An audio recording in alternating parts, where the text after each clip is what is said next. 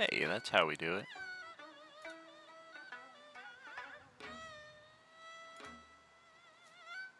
Welcome!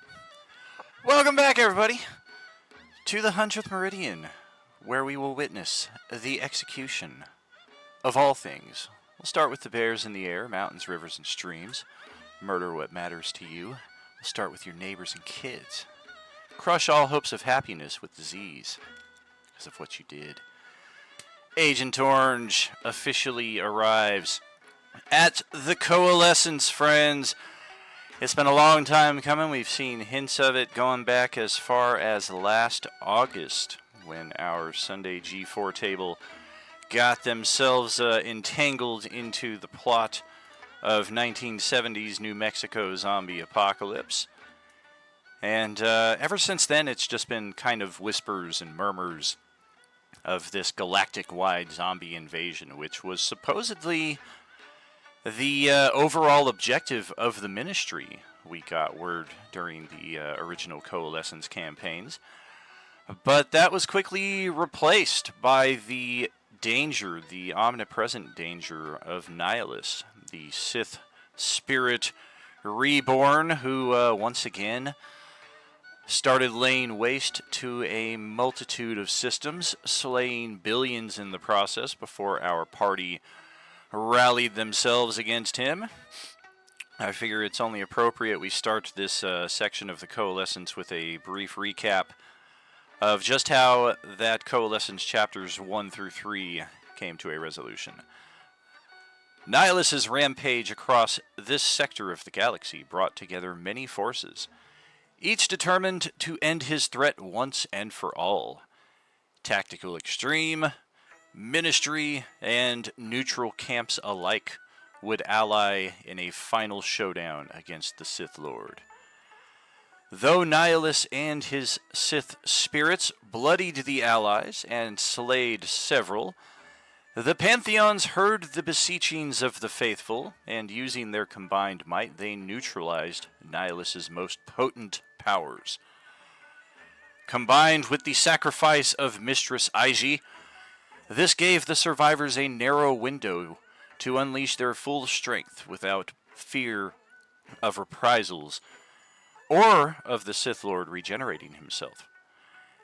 In an earth-shattering shot, Nihilus's form could no longer sustain the strength of the dark side that sustained him. His violent death throes killed even more of the allies before at last the Sith Lord was no more. No physical or intangible form remained for him to return to. The triumph would be short-lived, though, as a pair of hidden villains took this opportunity to unleash a most devastating plague, a most devastating attack upon the entire galaxy. Thank you for that resub there, Johnny Sly, and thank you for the original sub there, Shadowless. Good to have you back there, buddy. What's going on here? Yo, and we got you joining up on the supporter side here at home base. Much love, much love.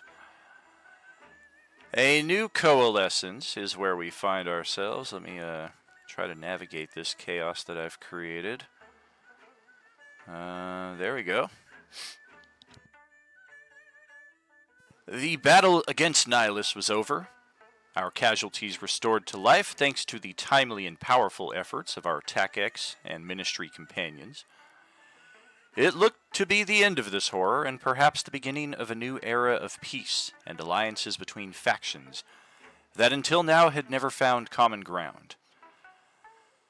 The demon dragon's body continued to pulse with chronomantic energy. That's a word. I promise, I assure you. Don't look it up, though. Altering the world around you in strange and unexpected directions, both forward and backwards in time. Our companions likewise began to experience this wear more directly and violently, as not only their equipment continued to change through time, but now so too did they. Everyone aging rapidly, and then in a flash they were barely toddlers. During the brief periods of stability from this wild chronomancy, available efforts were made to contact the Judicial or the Indomitable for extraction, to use what magics they had to teleport plane shift, or even wish out of this. One companion attempted to use the Fates card from the deck of many things. Even this had no effect on the unstable energies still being released. Released. Barbarians did what they did best. They began to mutilate the dragon's corpse in hopes of quelling this magic. Again, to no avail. It is important to note that the fates of our Coalescence chapters 1 through 3 characters will remain unknown for some time, but they will reappear at some point in this continued story.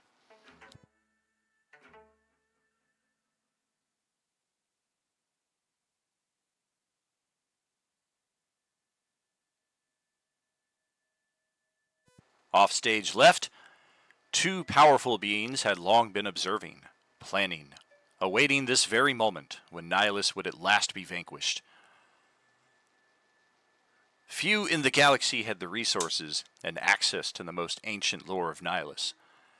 But Zastam and Acererak had more than most, and their schemes had shifted away from those of the Ministry some time ago when word began to spread of a world called Earth, and a unique undead virus known as Agent Orange.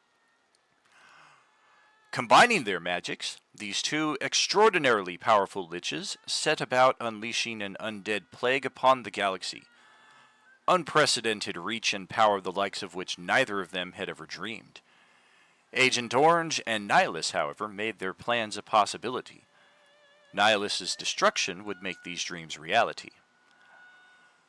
When Nihilus had taken the final shot from Nit Farstep, and his body began to dissipate and eventually explode in a pulse of dark side energy, the ritual Zastam and Acererak were readying was at last manifested, resulting in a dark side infused Agent Orange virus that rapidly spread to every corner in the galaxy, infecting trillions instantly, at a much more rapid pace than the traditional virus. Instantaneous infection, instantaneous transformation into zombies even more resilient and cunning than the slow-witted carriers of the virus on Earth. This sudden event on such a widespread scale caused an instant collapse of most centers of civilization. Governments crumbled, militaries disbanded or forged their own paths. Civility was shattered in an instant. Toilet paper was nowhere to be found, and many survivors quickly adapted a hide-or-die strategy.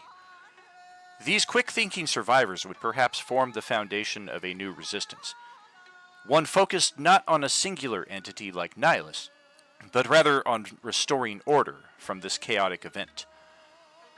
Fortifications would need to be reclaimed, or built. New leaders would be needed to maintain stability and offer guidance to a shaken population. The death of the demon dragon, though, had an unforeseen effect on the Agent Orange ritual. Just as the most powerful of creatures on Lorth, the site where Endgame took place, were being twisted by these magics, so too was the ritual twisted, distorted, through time. In a unique coalescence of time and space, locations and places inexplicably converged.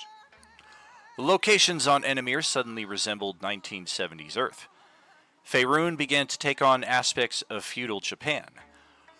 Worlds near and far rarely resembled what their peoples had come to know, only increasing the chaos and uncertainty. This is the setting of the Coalescence Chapter 4 and beyond, where our new heroes and villains will attempt to forge their own destinies, their own path. With that, look at that. Oh, Japanese Resident Evil. Yeah, Japanese Walking Dead, Resident Evil. It's all definitely got its inspiration in the original 1968 Night of the Living Dead, which is absolutely my all-time favorite zombie flick. I picked this up, actually, at Days of the Dead last year, signed by, I believe, the co-author, the co-screenwriter of the original Night of the Living Dead. Big fan of the slow zombies. But we're going to see something a little different here for this campaign. And with us pretty much right at starting time here, we're going to shift over. Woo! to our starting game page. And let's get this show on the road. Let's get into the Discord voice chat. Wake everybody up with a little Gunnery Sergeant Hartman. Ah! Yeah, that's how we do it. Good morning, welcome, salutations. Welcome back to Role Playing Unlimited.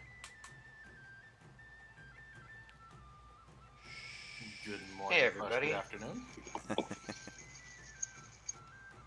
Hi, guys. Howdy, everybody. Good to see you. Quick question: do we get to choose the people like me? Do we get to choose a boon because I forgot to add one? Oh yeah, Epic Boon is in play at level 1 with your Super Supporter, Epic Supporter subscription there. We did have a few alterations that don't take place until a later time. Some of those are pre-specified, such as the potions and the starting gold value. Those will come into place at level 3 when your characters have access to a site where you can reliably draw upon these resources. The summoning of Meridian is no longer in play. Meridian is no longer in play. Moorlander is no longer in play. We need to locate a new merchant who, likewise, we can then strike a deal with to summon to our location as one of the perks that you gain as part of that subscription.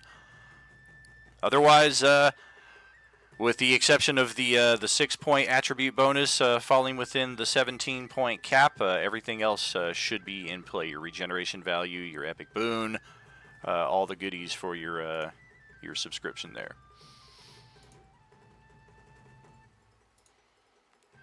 And we've already kind of kicked off this campaign in text play in the Sunday G1 chat. If you've not yet had an opportunity to catch up with that, we had 4 NPCs who, under different circumstances, might be with us right now.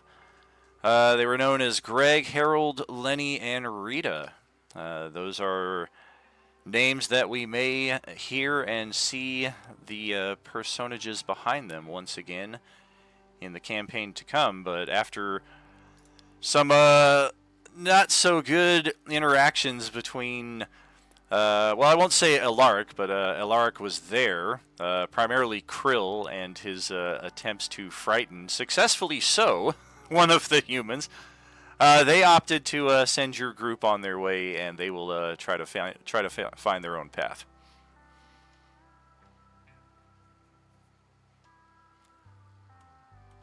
And that left us with just Alaric and Krill, who went to investigate the signs of this commune where these 4 humans had claimed to come from. The humans had said the commune was not there anymore. Turns out they were telling the truth. And as we were already heading in that direction, Krill and Alaric decided to continue on towards Waterdeep, both of them having motivations to go towards that city. I intend to craft motivations for each of your characters to want to go to Waterdeep, as willingly entering a zombie-infested city is probably not on most people's bucket list. But if you have the proper motivation and bond, then perhaps that will be a little bit different. Along the path, we found a human paladin named Alexander who joined the pair. And after some introductions, which we can continue upon at this point, we at last arrived at the quote-unquote gates of Waterdeep. Waterdeep is not the location that you remember, as specified in the opening narrative there for the first 10 minutes of the stream. Hopefully you caught that bit there, mainly just kind of recapping the tail end of our endgame event, tying it into how this campaign begins, the situation we find ourselves in. This city is no longer a sprawling metropolis, but more so, it's hard to tell from this distance, from the approach that you guys are coming from, as we're going to find at a lot of these heavily saturated areas of the Agent Orange virus, there is a persistent gloom over the site, which for those of you with dark vision, good news! That doesn't affect you so much. It does create more patches of shadows and darkness that does allow for better stealth opportunities on both sides. Dark vision doesn't really provide an auto counter to, hey, look, I see everything. I mean, you still see things in darks and grays, so shadows are still prevalent. But for those of you, I think the 2 people or 3 people out of 42 characters who are playing humans, vision might be a little bit tricky in these heavily saturated areas, i.e. your bright light will probably work as it's supposed to, but your dim light will likely not. So if you're carrying your standard 40-foot vision, 20 of that is likely going to be removed entirely. And it is at this site outside of the gates of one of these smaller settlements. As I was starting to get into it, it's kind of hard to tell just what has happened to Waterdeep, aside from the fact that it has definitely changed physical appearance. It resembles 1800s feudal Japan at this point, more towards the 1860s, 1850s, towards the end decade of that era. But structurally, visibly, this is how I've been lifting my weights here, friends. Based on my research on feudal Japan, I don't fucking read the internet. I read books. Visually, everything is still pretty much intact as it has been much through the era. So not a lot has changed in that respect. So depending on your offhand knowledge or any research that you may want to do, I mean, just a lot of the buildings, I do have maps that are true to the form and feel, so you'll be able to get an accurate representation in that respect. But definitely no longer the sprawling metropolis that you either know Waterdeep to be or have heard Waterdeep to be. It looks like a series of smaller disconnected settlements. Each of them, at least from this approach that you're coming from, appear to be walled, which is possibly both good and bad, depending on which side of the wall you're on. But there's no signs of the usual traffic coming to or from the city that you would expect to find.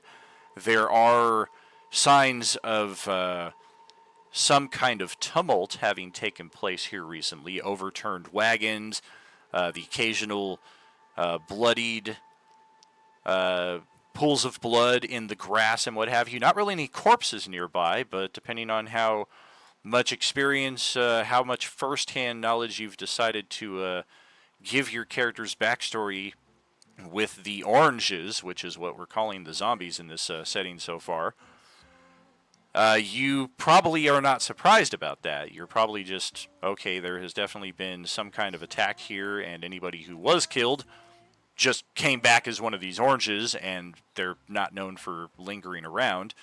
Why they choose the directions they go in is as yet an unknown. But as for the time being, you're looking at a walled fortification, no sign of any imminent danger. But for one reason or another, each of you have arrived here roughly about the same time, and whether you've part of the original 3 or part of the 3 that still we have not introduced, this would be the time for that, and I will start going about crafting motivations for the reason that your characters are here.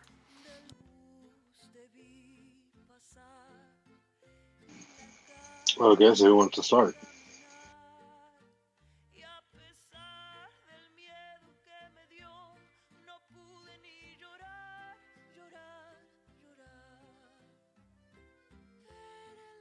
I already did. I don't want to.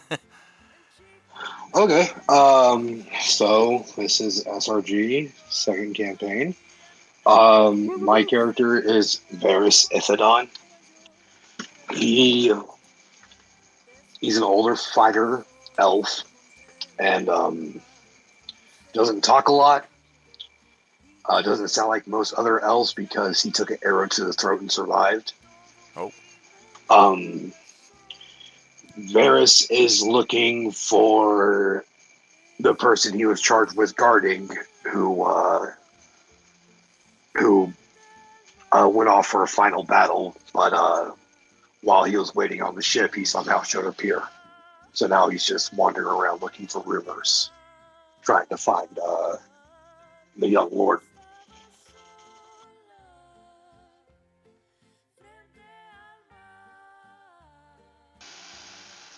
Hopefully, y'all can understand me when I talk like that, or if I talk louder, let me know. Oh yeah, Oh, you're loud fine. and clear. You sound great, man. Yep. So, yeah, if anyone ever watched Street Sport, you know who Varys is. How come I can see everybody's hit points except Varys's? That sounds like a me problem. Yeah, I'll say that Varys is the only one I don't see as well. I see my hit Ba-da-ba-ba-da-ba. points. Oh, that's why. How about now? Yep, sounds good. Looks good. Brilliant. Good. Save that new token to your sheet there. I think I have all of your vision lines traced out ahead of time too. I think I may have finally gotten the hang of campaign preparation, so that we don't have to spend so much time building tokens and setting sightlines.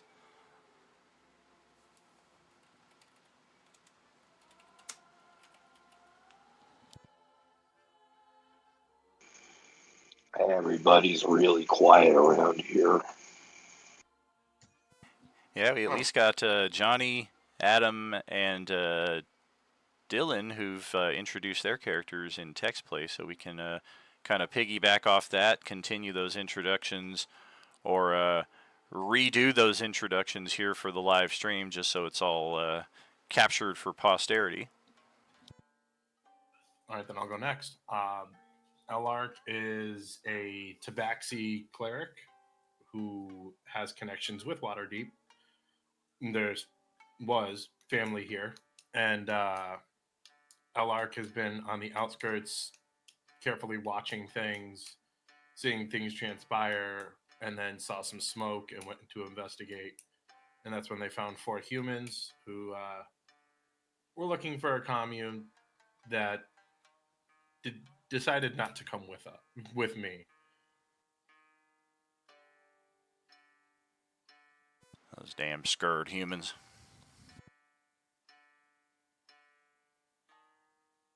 You done killed him, didn't you? I don't know what Krill did.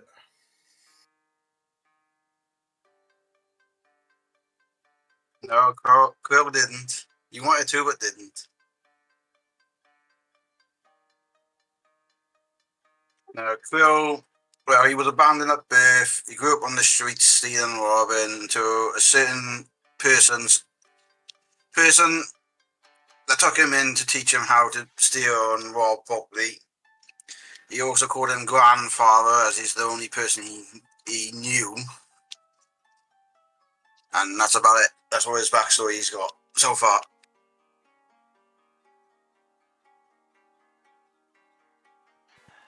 That's the. I'm Oh, I'm sorry. Go ahead. I am playing as Alexander.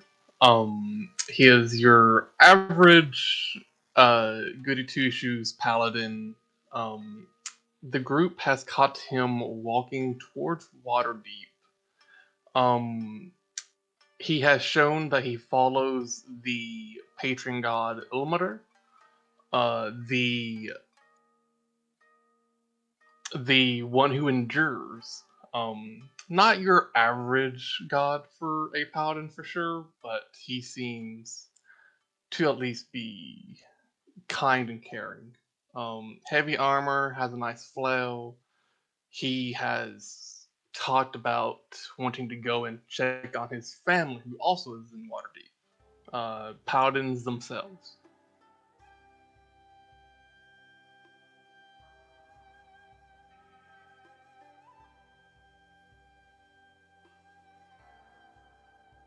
Yeah, as far as the motivations that I'm posting up here in the Discord, we can certainly adjust those like I'm posting there. I'm just kind of spitballing ideas right here for a motivation.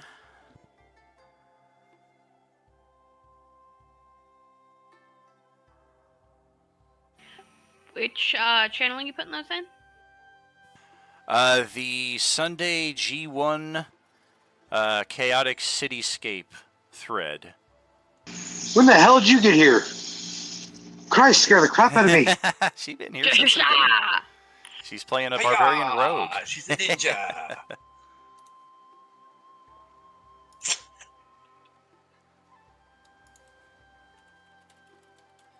All right, I'm Diego. I'm playing Ranger Carl.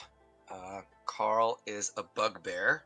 He's a giant, tall, like 7 feet tall. He's got long ass arms and long ass legs. He's fast. He's nimble. He has medium armor, a shield, a sword, and every once in a while he'll drop that and pull out his bow or his crossbow. Carl is one of those kind of people who don't like being around other people. He likes living off grid, prefers the company of animals, and doesn't really like people. I'm thinking of playing him like he speaks in like broken English, like the Hulk. So I was thinking of me, Carl. You go there. Like he's not the most eloquent speaker, and he's just in town because he's gotta every once in a while he's gotta come in for supplies, but mostly he likes keeping to himself and believes he's a survivalist specialist, so he knows how to survive and take care of himself.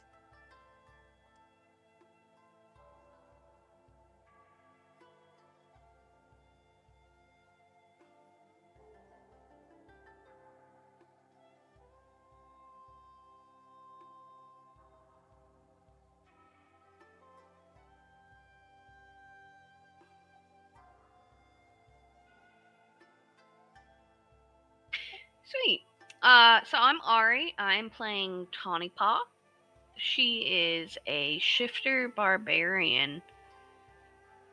And she loves fighting. She loves getting in trouble, being tricksy, kind of rough and tumble. And so she's been attracted actually by the idea of a fight and, like lots of battle here potentially.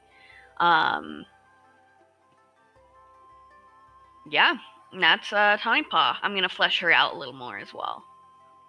She's super cute. Very cool. Thanks. Yeah, I like her a lot. I'm really excited to play her. She's a young adult. I can't see the bottom names of the other two people. Yeah, how come we can't see your name under your character token, Tawny Paw? There's Oh, no... that's so weird. I can see it on my end, but There I we go. actually can't see. And then the one Bugbear's to the left of me, either I can't see their name. Yeah, I can't see their name either. Okay, 1 second. Make some adjustments here. Ari's character should be good. We can't see Carl's name, you said?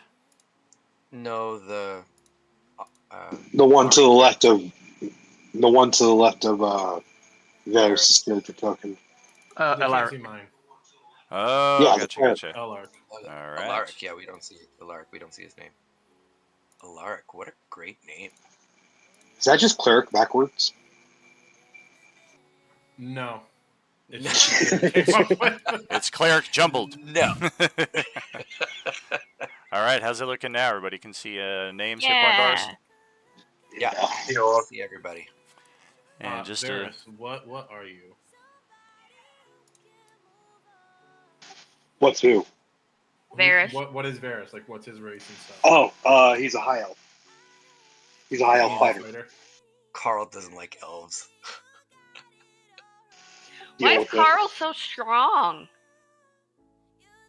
Because he just has he's second level, not first level, and he has a boon of fortitude. Ooh. Get it, Carl. And Krill is a rogue, correct?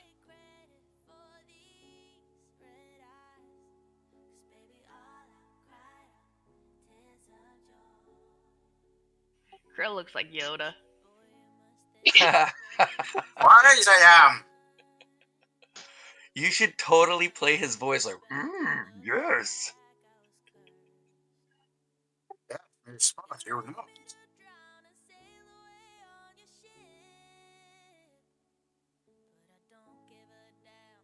Young Padawan.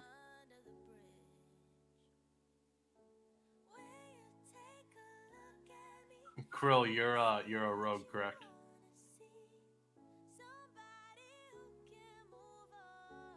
I can barely hear whoever just spoke. Let's say I can really hear him. I think it's Johnny. Is Yeah, that maybe better? it's Johnny. I can hear Krill. Is that better? Oh yeah, way better. Okay.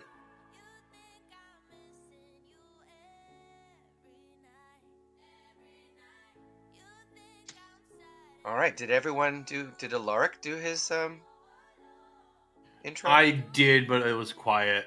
So Alark is a Tabaxi cleric. He's coming to Waterdeep because he has family here. He's been on the outskirts, just keeping an eye on things, watching the oranges as they're called. And then he saw some smoke, went to investigate, found the 4 humans, ran into Krill, and they made their way to the gates of Waterdeep, and that's where they also met Alexander. He is known as Catman to Quill. That is true. Catman!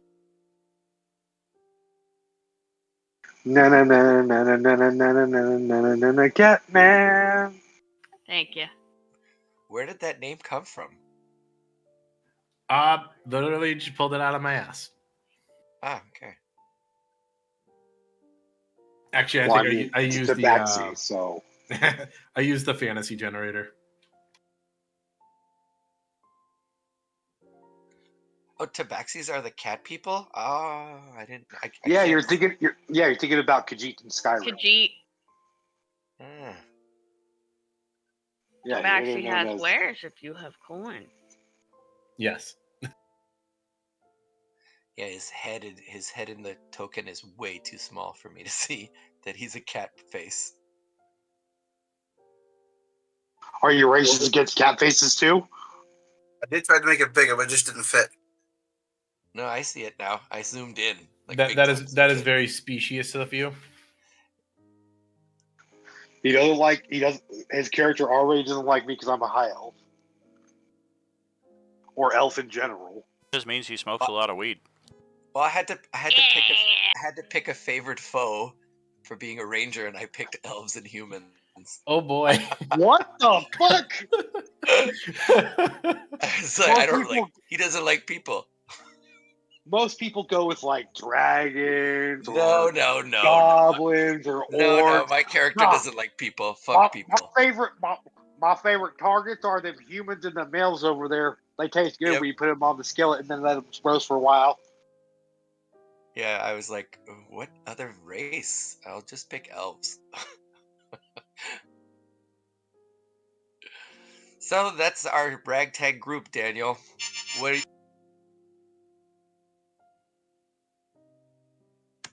do you want us to do? Where do we go? What are we doing? Who do we kill?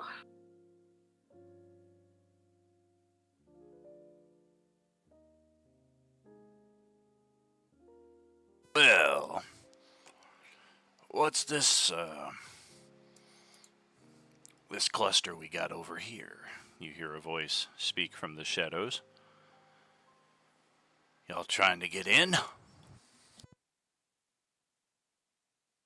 I mean, we're looking for passage. We have things to do here. I have family to see. Please allow us in. Family? I mean, for what it's worth, I hope they're still in there. You know what's going on in there, right? Unfortunately. Death. Carl needs supplies. And drink. I might get lucky, find something ain't been looted yet. It's a big place. I'm known as Kubrick Equi. And you see, I don't think this is going to post here, but we'll try it. Nope. So let's try this. Oh yeah, there's some very happy music here for Zombie Apocalypse. Oh yeah. Hi. Ain't I just cute? Oh, yeah, panda. You little panda, Oh. panda. You want some bamboo there, boy? Hi. Hello. Oh, I want to play a panda character. I didn't know that was a thing. Panda gang. That Hell is yeah. so cool. He needs like a cigarette. Hell yeah, he does. I do too. No, just a pipe. Just a pipe. Oh, I want to steal that token and play that character someday. This is the guy that I made up in like less than 4 minutes an hour ago when Johnny was talking to me about the beta character sheet. No, I he randomly- looks great, Daniel. Yeah, He I looks randomly great. selected bear folk, so then I went looking through tokens and spent 25 on a nice batch of tokens for us. This is one of them that came as part of it. I think we got like 150 new tokens. Nice. It's really cool. Really cool. Yeah, they're known as Greek 6, I think, is the artist's name. She does really, really solid stuff.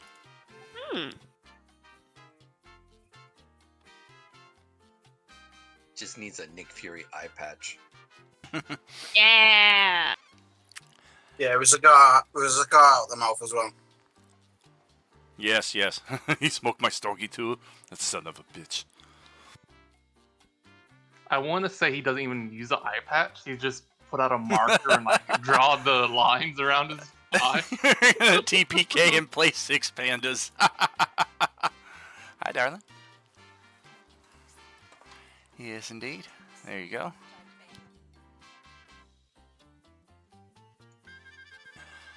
All right.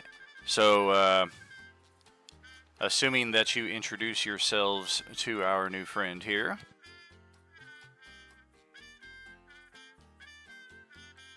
There's a small structure just a ways up the road here, not inside the fortifications. This guy lives a bit like a hermit, self-sustaining farmer kind of thing. He has asked me to venture in to the city in hopes of finding some important people to him. I was just starting to put together how I might go about this when I saw your group approach. Thought if you've got aims of going in, then maybe we can pool our resources. If you want to take a load off your feet too, you're welcome to join me at his abode for a short time as well.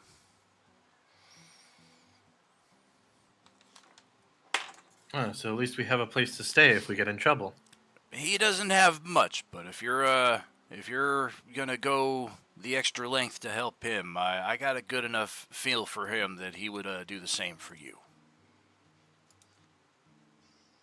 Carl looks at his empty gold pouches and resigns himself that he's gonna have to like hang out with people and do some work. So, me go with you. Me no like it, but me go. I don't like it. I don't agree with it, but I accept it. I guess I could use a little coin myself. I'm a little low. Forgive me if I'm a little slow on the uptake. Are we going to Mr. Riley's home, or are we going into the fortifications? I suppose we should meet the man before we go in. Right? Yeah, sure. I did. Sound good.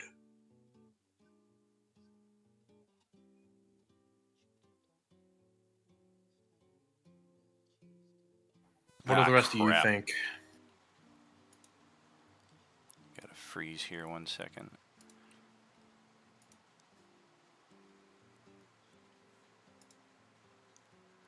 Alright, good to go. It's my favorite thing to hear during D&D game. Ah, crap.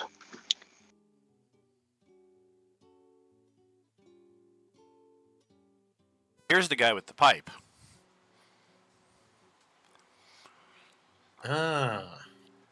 He is sitting outside near a very small fire, and he raises his head in suspicion upon hearing your approach, but upon seeing at least one he is familiar with in the group, He lowers his guard. What's this you've brought me? Well, I thought maybe they would be of assistance in that task you had asked me for. You found this many others crazy enough to venture into the city? Well, that seems to be about the A and B of it, yes, sir. And the elder with the pipe looks upon your group. What madness has driven you to this? What do you You've mean, madness? I'm just going to see family. It is... I'm also. Oh, please. Sorry, I was going to say I'm also looking for family, but I can't say no to somebody asking for help. Jump. Carl hungry. I'm looking for information for a person. This is a hub city, so I figured here's ghost places. I need to start looking for rumors about him.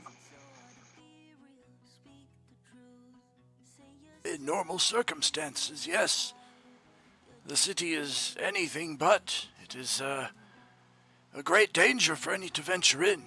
Not that I am ungrateful for your possible assistance. I am merely curious as to your motivations.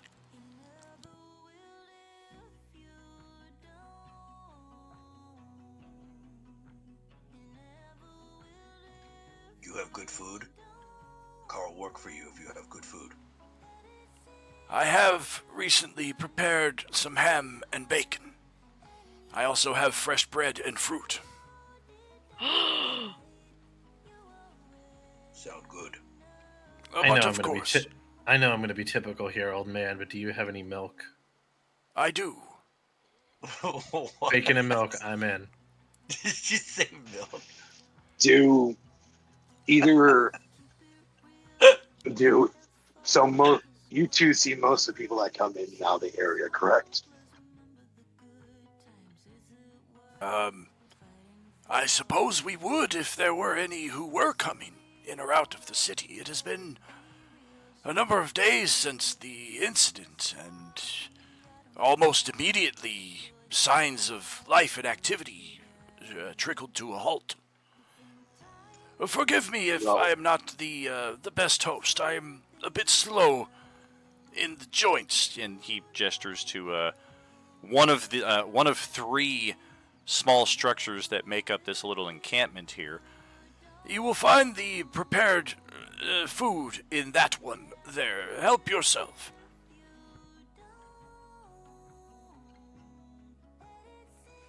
Well, the only reason I'd ask is because if you've heard anything about a young high elf wizard named Zyfax. Name That doesn't guy. ring a bell. What's going on, Diego? Did you just put two and two together? Fuck that guy. Sci-fi. I mean, who would be looking for that guy? Yeah. I heard we have an exposed gas main that needs a fireball. We need Zyfax. And So? there goes Zyfax in the ground.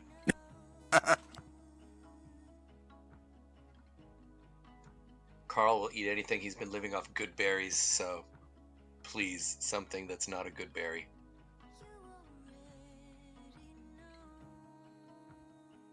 Will looks around to see if there's anything useful to take. Define useful. Potions or anything like that. Oh, sorry. Say again there, Adam. Like anything like potions and weapons or something like that. He does have some farm tools. What bottles that you see appear to be probably like grease and oil for maintaining any of his equipment. He, as far as weaponry, it looks like he just has a staff/walking stick, which is not on his person, but kind of leaning up in the grass right next to where he's sitting. Is the food out? It's sitting on a large table inside of one of the 3 structures that are present here.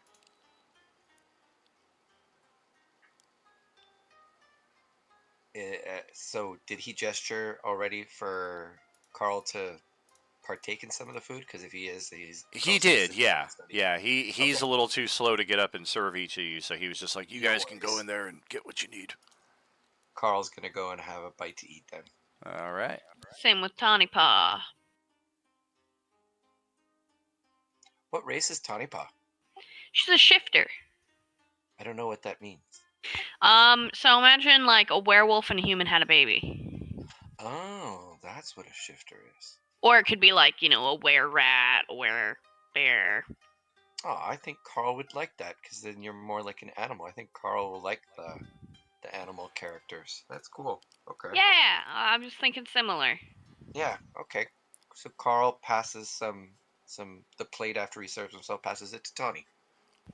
Tawny will give a head nod and then start tearing into food. Sounds good. I'm going to create the first playable werehamster. Alark will saunter in, grab some bacon, some milk, and just sit in the corner. Very cool, very cool. Varys will just grab some bread and just sit at the corner real quick and just eat a little bit. It's maybe a little underseasoned, depending on how refined your character's palates are. But it's definitely the best thing that you've had today if you've been sustaining off of rations and whatever you can find on the side of the road. That's right, werehamster. Green eggs and werehamster. Aye. Bill hides beneath the table. We sees his hand come out to grab a piece of food and go back under. All right. Yeah, Carl thinks it's delicious while he kind of like squinty eyes Varys a little bit. Instant suspicion. Yeah. Oh, Giving man. that like dog What is side this eye. guy? This high elf, high and mighty princess eating with us. Probably eating with his utensils properly while Carl eats his hand. How do you eat it? With your hands? Come with me.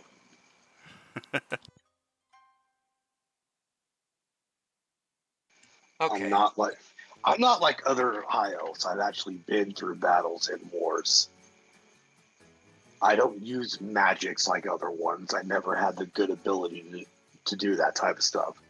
But I was decent with a sword, so that's what I use. We'll see. We'll see. There's nothing wrong with using magic, though, but fair enough. He's also still suffering 3 curse penalties from the breath drinkers from last campaign, so he needs to find a way to overcome that. That's his primary objective. Anybody have remove curse? I used to hang around the level 15 people. Now everybody's level 1. Being level 1 is his curse. So you seem to be at least reasonably equipped for the challenges ahead. My own family is, I hope, still within the city. And he goes about drawing a very rough sketch of what you might find inside of this encampment. Of course, that's assuming that the buildings still have the same layout as they did in Waterdeep, which is a pretty strong assumption.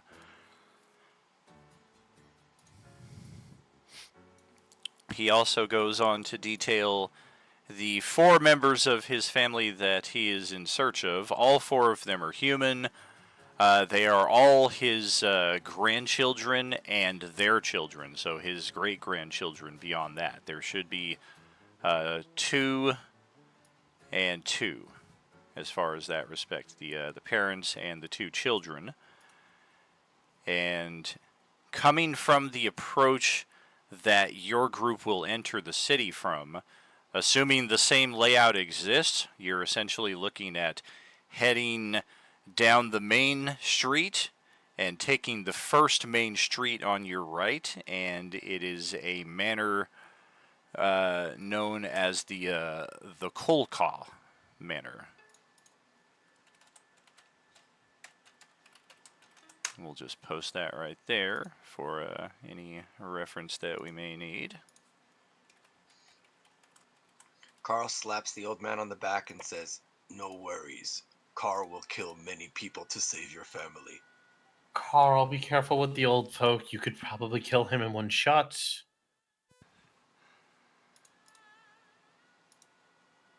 Carl grateful. Food was very good. It's my pleasure. If you are at all able to find and bring them back here, I would be most appreciative. I don't have much, but this location, for whatever reason, for the time being, has avoided the catastrophes of that within the city. Just out of Alright, curious, well, you old guys are ready man. to go. Just out of curiosity, old man. You don't know anybody named Greg, do you? Greg. What an unusual name. No, I cannot say I do. Perfect. We're not looking for Greg. All right. No. It's just a random name like Kevin. Do you know Kevin? Do you know Papa Booey? Alright. Do you Carl, know how the city within has handled, like, if, for example, do you know how the Anderson family is doing, by any chance? Oh, let me consult the bones. Please do. Bones! Oh shit, I'm using the Discord roll command. And nothing come up. Oh. I imagine that's possibly a rather common last name in a city as sprawling as Waterdeep. Nevertheless, it's one I'm unfamiliar with. And the panda guy just kind of shrugs. I'm not really from around here.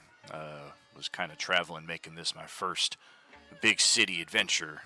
Not thinking that this would be kind of adventure I was in for. we don't take too kindly to your folk. This city's big enough for the two of us, thanks to proper architecture. Does Kubrick like puzzles, like a cube with colors on it that you have to try to match them all up? Do you have something like that? That does sound interesting. Never seen anything like that, though. Elric will pull a cube with colors on it out of a bag, and each side has 9 dots on it, and it's excited. Here, figure this out. Match up all the colors on one side. I'm gonna give that to my wife here. She can solve that in like 30 moves or less, or whatever it is. She's a Ruby Kibi expert, as we call them here. A Kubrick cube now. right. Not exactly spelt the same either. I just went with the pre-gen name that they gave me. It's Koubrig, so Kubrick.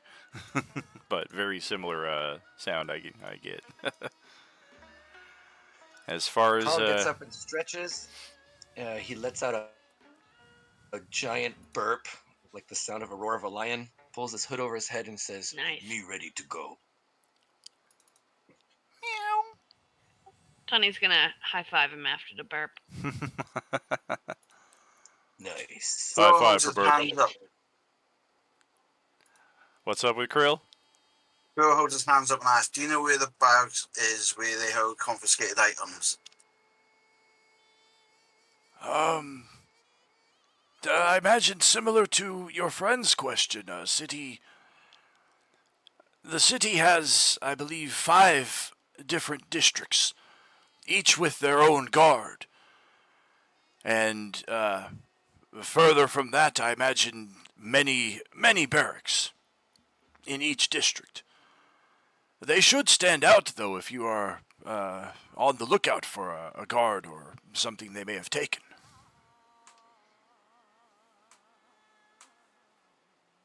Bill takes notes and just walks back underneath the table to grab more food. He calls out, "Bring me a slice of bread if you wouldn't mind."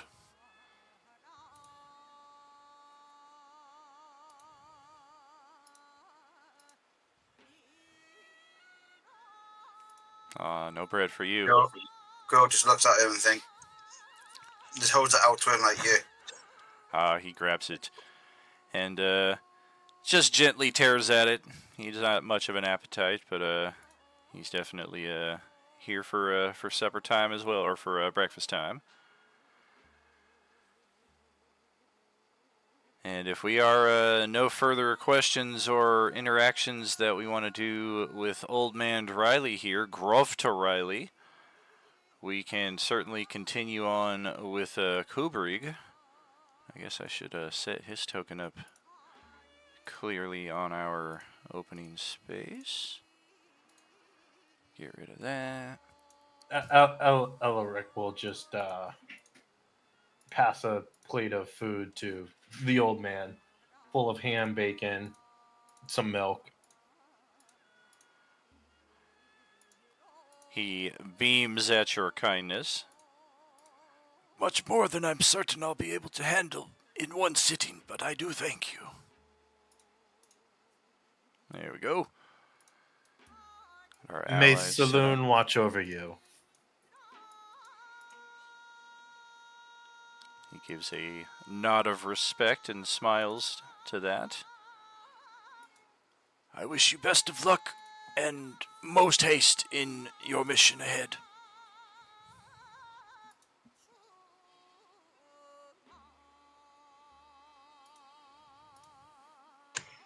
Carl walks dead in the front line as we start walking and we leave.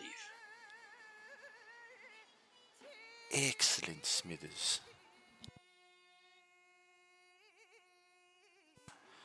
Alright, let's roll some dice. So that's what that means. So that's what happens when you click the wrong die.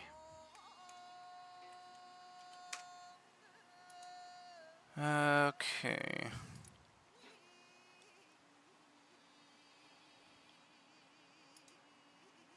Sure.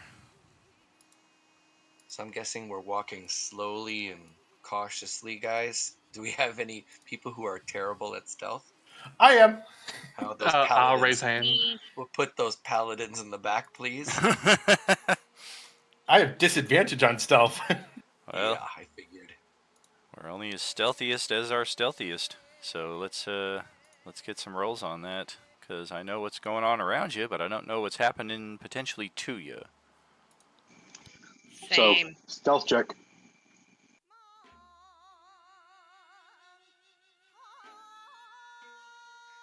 In a couple of levels, guys, I'll get pass without trace, and we'll be able to mitigate that. Ugh.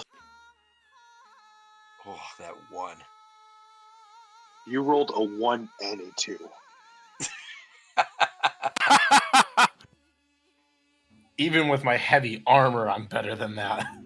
I'm just too excited to be in a new place. I can't stop talking and chattering and pointing things out. Busting out the bagpipes. You're Oh, too Okay. and excited. I You're learned this asking. song from my mama. This You're white too Carl. excited asking questions. Alexander's too good and he keeps answering them. Hey, that works. Whoa, those are all the zombies surrounding us? Hi, zombies. Jesus. Wow. Hi, oranges. One of those is not like the others. Evil Santa. None of them look That. orange, though. This You white you have Carl. to imagine the orange, or I can do something like this. I could put like an orange tint on the token. There we go. The orange is describing the flavor, not the look. Oh, okay. Krill, eat. Yes.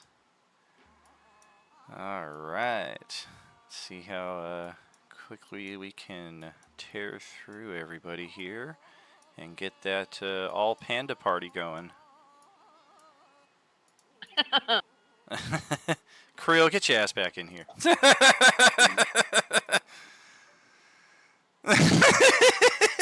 What a guy, what a guy. Did Krill turn orange already? Yeah, he did. Yeah, he sure did. He turned orange. emo tap, emo tap. So fortunately, this is not to scale. None of you are directly involved in the nastiness happening around you. But you're thinking it probably doesn't matter how stealthy you were, at least right now. This could be complete happenstance, or it could be intentional. But shortly after you guys make your way in through the gate, you're making your way down that first major city street. The buildings are definitely all Japanese style. And the street layout seems to more or less match what he was talking about. You pass one major street, you come up to the second major street, and you're about to make your turn down that street when a bell sounds, like a city bell to indicate what time it is or that there is some kind of emergency. So any stealth that your group may or may not have had are instantly over-chimed by this loud bell that is ringing. And almost instantly around you in every direction, there are signs of movement from curious oranges trying to determine what the source of that sound is. Coming out of buildings, coming from around alleyways, seemingly just manifesting from the shadows outside of your lines of sight. There are this many of them, but as said, thankfully not to scale, so we're not instantly starting off completely surrounded. But your stealth has been negated. They are certainly aware of your presence. And with that being the case, what do we want to do? Should we hide? See if they settle down. For the best. Maybe we should hide while they're all scurrying towards the bell. I agree. Let's try to hide. Yeah. Well, that sounds like stealth checks are called for again. We did so well on those last time. Oh. Let's Look at try. Evil Dawn there. Oh, 26-month subscription there, dude. Much love, much love. And Crow uses nimble escape ability. Oh, gosh. Even with disadvantage, I got a nice 13. Alexander turns and runs right into a fucking drum set and just tumbles over.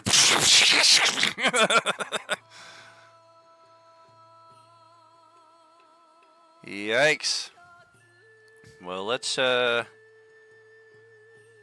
Well, I was gonna say I was gonna use. I forgot to write down how many inspirations and all that stuff. I forget. Damn it.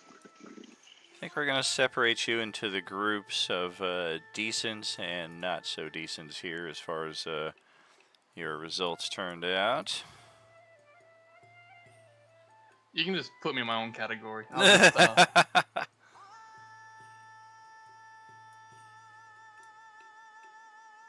Oh, I did not roll for Kubrick. Oh, these frickin' no wonder. Yeah, these giant history books are blocking the Wi-Fi signal. Texan Kung Fu Panda came with us? Ah, oh yeah. Nice.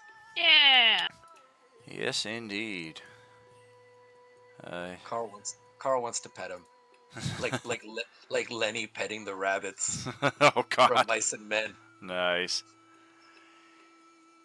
You know, for my senior project in theater after 4 years, they asked us to direct a play, and Of Mice and Men was of particular favorite to me, so I thought, let's do that, and I could not for the life of me find a screenplay for it anywhere, so I just took the novel and wrote my own screenplay and then photocopied the scripts to the different actors who were in it.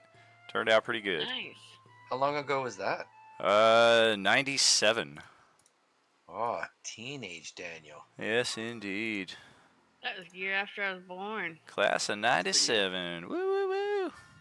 Haven't been to a single reunion, and I think I shuddered to realize that the 30th year reunion had just passed a couple years back. I was like, God, what the fuck? Or is coming up in a couple years, one or the other. She just said 97 the year after she was born. Yeah, right. Yep. Feel old. Yep. In one respect, definitely old. In other respects, I will always be 21, 22. Grown up's a trap. Yes, indeed. So we've got 3 of you who did reasonable. We've got 4 of you who did not do very well. So let's make this just a little truer to form, as your fumbling has attracted the attention of a number of them, while, as you were hoping, many of them are just kind of scattering off to find the source of this bell. But with some of you coming under immediate attention, again, we're not instantly in melee with these things, but they are definitely turning towards you, and as they move to give chase, unless your base movement speed is better than a 50, your instincts tell you that these things will quickly catch up to you, and unless you're able to make short work of them, you run the risk of becoming one of them. Damn, they're fast too. Oh yeah, fast zombies. This is the worst. So do we want to stand ground and fight, or do we run and attempt to find a better place? Or do we want... hiding is now out of the question, at least for these 4. The 3 of you who did successfully hide, you've also got a choice as well, because you're watching more than half your group being pursued.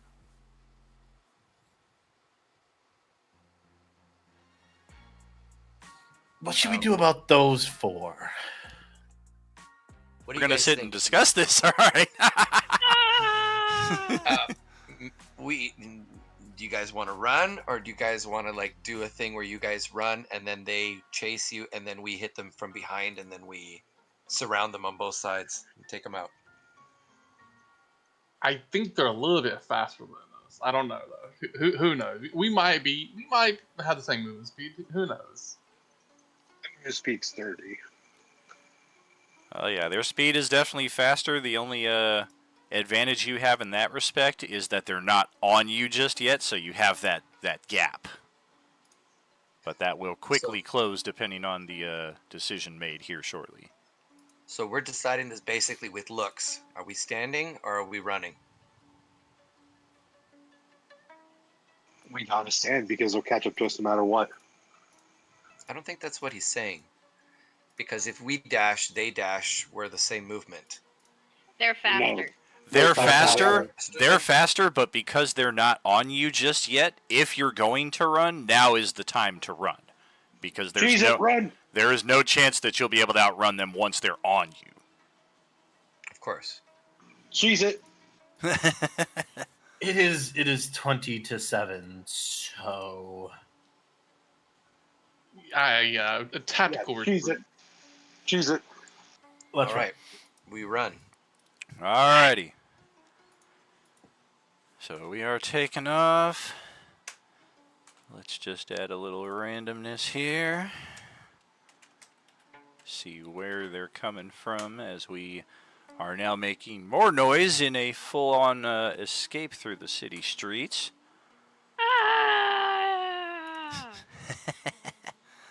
I'm going to get us over to the city map, or the enclosure at least for this section of the city. And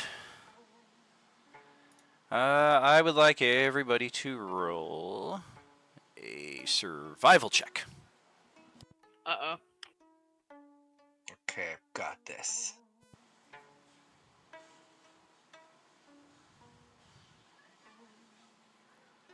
Respectable. I accidentally double rolled. It's the 15. Gotcha. For Alexander, we use the toggle to keep advantage on all the time, just in case after the fact somebody's like, oh, remember you had advantage, or don't forget you had disadvantage. That saves us a little time in the long run. Oh, okay. Well, otherwise, I mean, you all did pretty decent, so there's not a lot of confusion when you finally arrive at what you instinctively feel is a secure location. There's no signs of any of these things roaming around, and just on instinct, you guys make your way to what looks like two connected homes with possibly a little outside restroom between the two of them. And fortunately, I mean, you kind of check for locks, but you're like, I mean, this door is seemingly made of like some kind of strong paper.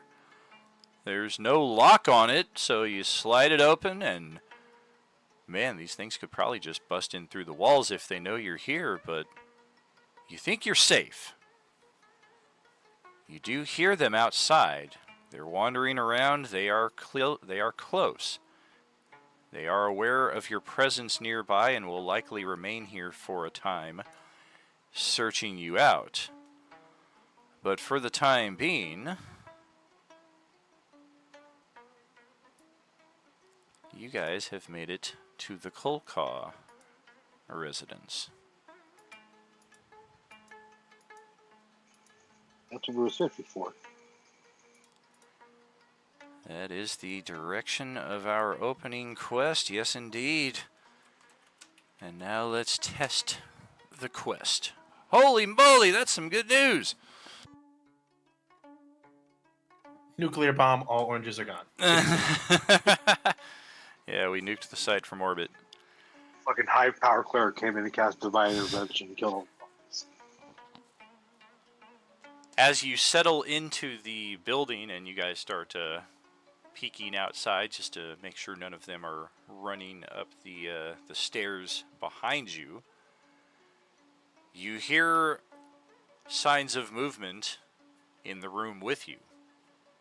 And fortunately, they are not zombies. They are the 4 members of the family who you have been sent to find, who until rolling that 92 right now, even I didn't know if they were still alive, so we'll see if you can keep them alive.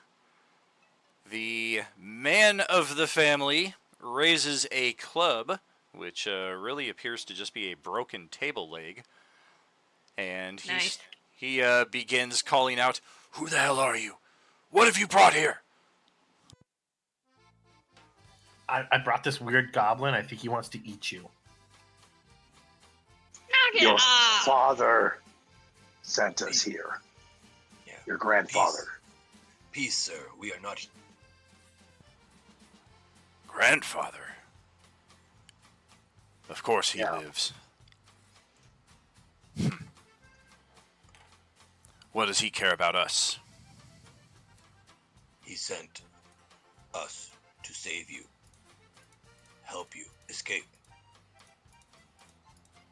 Well, this is most interesting. Now I have mariachi music playing here on our live stream. Serious, bro? Yeah, it was all Mariachi? under Japan, and Korea is where I grabbed from. But I guess by extension they decided to add some mariachi into there. Órale pues, vatos locos, es para México. Arriba, arriba, órale.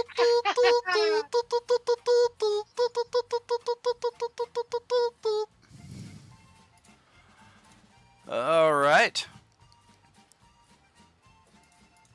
The big guy tells the truth. Old man Riley told us to come save you.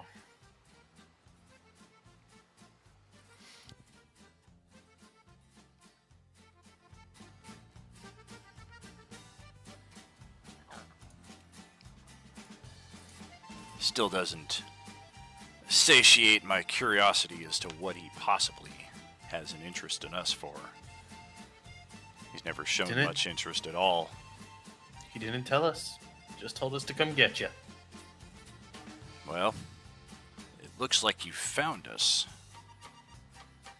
But what are we going to do about this mess outside?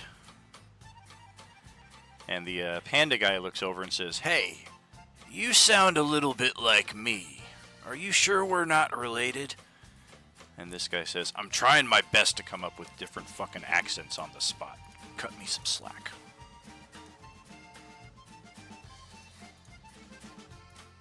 One's Southern Texan, one's Northern Texan. Wake up! Wake up! We could hunker down in here for a little while, see if they disperse and calm down. How often does that bell ring? I think somebody is doing that. I don't know why, but it's been going at the most random times, and it's not the area of the city where the bell is supposed to be. I'd say in the past week, it sounds maybe 3 times a day.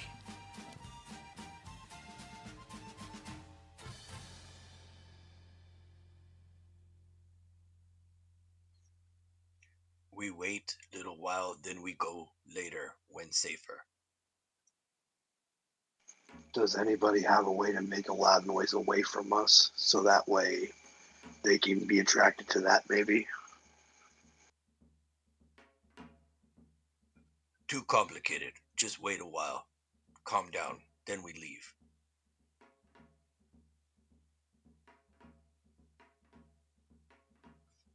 And then he smiles at the girl, agreeing with her plan.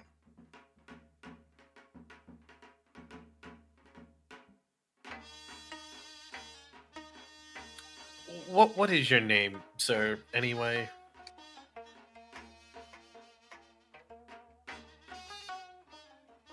I think he's I asking don't you, know. Daniel. I don't know. Am I supposed to know this shit? I guess I'll create something. Greg. His name's Greg. Okay, Greg.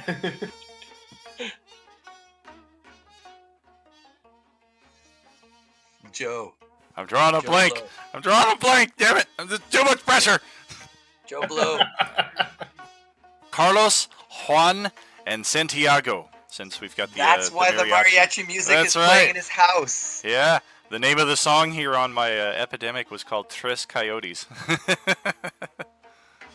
Okay, what's the name of the fourth person in the house? Diego. That won't get confusing. Thanks. So, there are 2 kids in here, yeah? Yes, I will How come old up are with they? names here very shortly. Oh, now we gotta come up with ages, too. As far as age of the children, you've got a 12 and an 8. I want names, ages, and full backstories for the children. I Well, also the- need their social security number and their mother's How maiden much name. of a backstory did you have when you were 12 years old? Favorite dinosaur? Mine was just yeah. I had a Yeah. dinosaur and a favorite Ninja Turtle. Who goes play with the kids as he's about the same age? He's the same age. He's gonna fucking eat the kids. So it looks like we just chill for a while, Daniel. We look outside after a while. What do we see on the street? You see me coming up with names. As far as like right now, even after like a half hour or so, they are still kind of wandering the streets pretty close by. Roll some perception checks.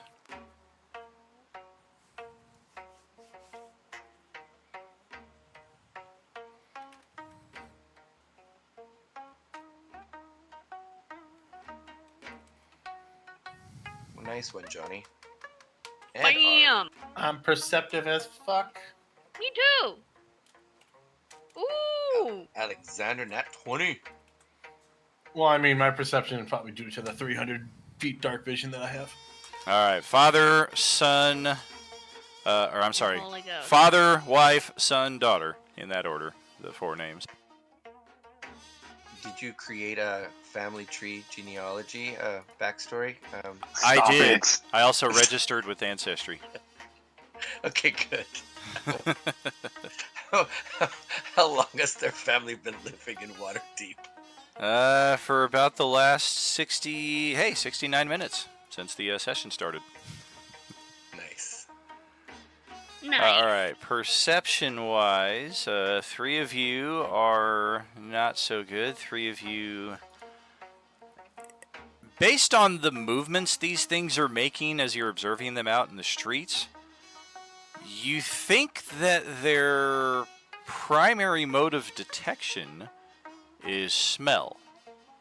It looks like they're trying to sniff you out, and the fact that you're still here and they're still here tells you that they know you're still here, but they can't quite nail down your location precisely. Hmm. Dang. More details about these zombies coming up. Especially this one right here. He's got like an extra keen sense of smell. Ah.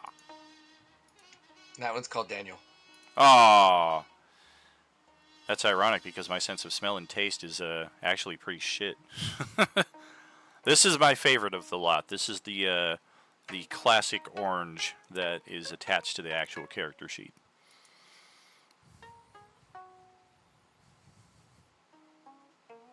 All right, we wait a little bit longer, but if nothing changes, does anyone have anything that can create a loud noise? I don't have no thunder spells or nothing like that. Alaric looks down at his chainmail. Hello. You want to go running down the street clanging your chainmail while they all follow you so we can get away? I don't think they do noise detection. I think it's Well. something else. Well, they responded to the bell. Their primary is smell, but they can hear. True.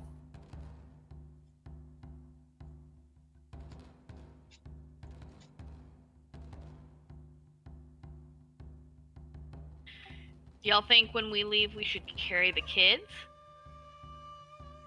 Yeah, probably, definitely. Yeah, throw them on our backs. Or tell the parents to carry their own kids. Oh, that's smart. I was just seeing what that was.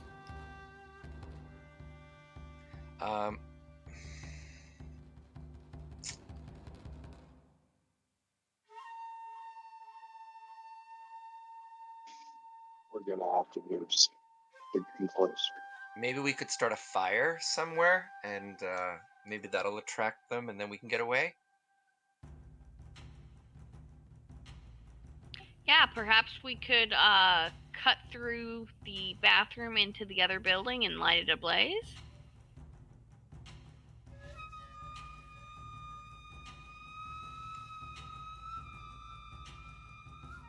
Is there anything else we can light on fire besides a building? The family initially seems a little bit like, no, you're not gonna, but then they're kind of like, well, I mean, what the fuck else are we gonna do? So any half-hearted objections that they start to raise, they kind of put to rest themselves.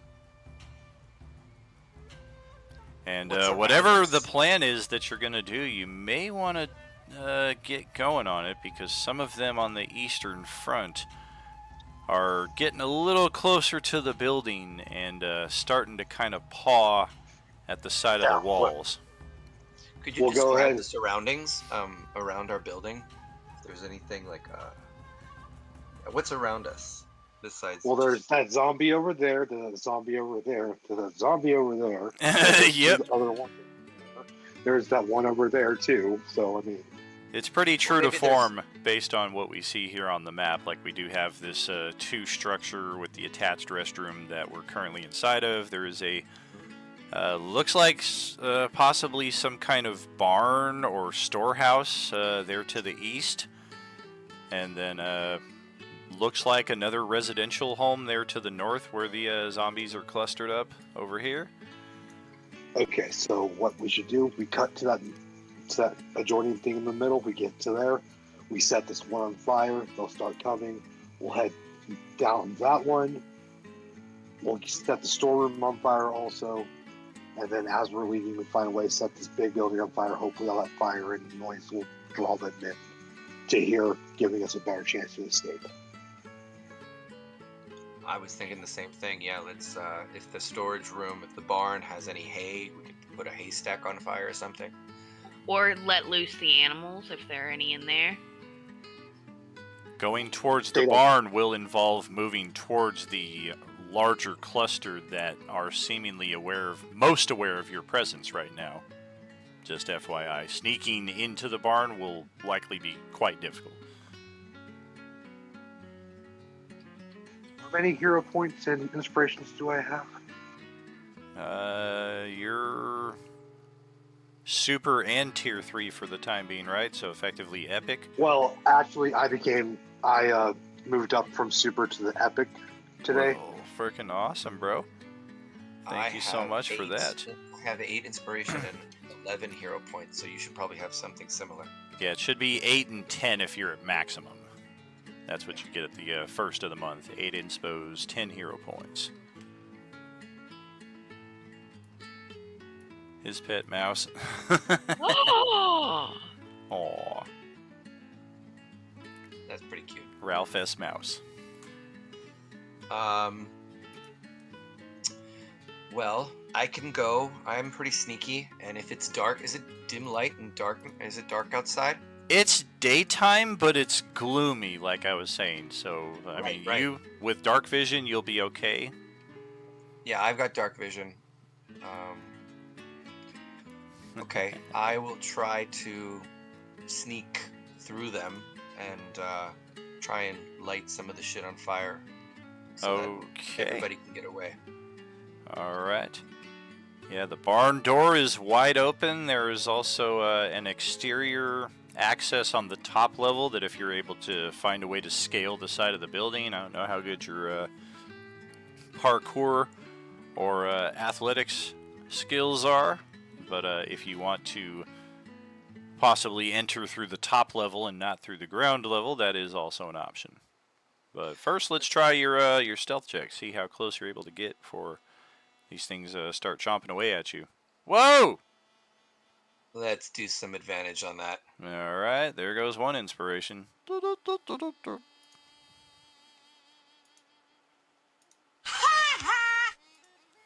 Yeah. So, natural 20, you are able to make it to the barn. Which of the two entrances? Is it possible to like roll athletics to attempt it, but once it doesn't, if it fails, I don't like fall on my face. I just go, oh no, I can't do that. That's too hard. It depends on how bad you fail. Like, the DC for it is probably like a 14. So if you fail by like 4 or 5, you'll probably just fall to the ground. If you roll a natural 1, then you might break your neck. Or Okay, sprain an ankle. Tell me the risks involved, because I'm not very athletic. The risks involved if I don't climb. Well, the entrance at the top level is on this side of the building. So it's closest to where you're approaching. There's less contact or there's less risk for contact with these oranges. The barn door that is open, you also don't have a direct line of sight into from the way you're approaching here. So you could get there and then find there's 15 more zombies inside. Whereas if you were to approach from the top level, if you see those same zombies, you have the advantage of elevation. Is there someone else who wants to come with me, and maybe we can help each other, give each other advantage on the athletics check, like give each other a boost or something? I mean, I'm not very stealthy, but I could come.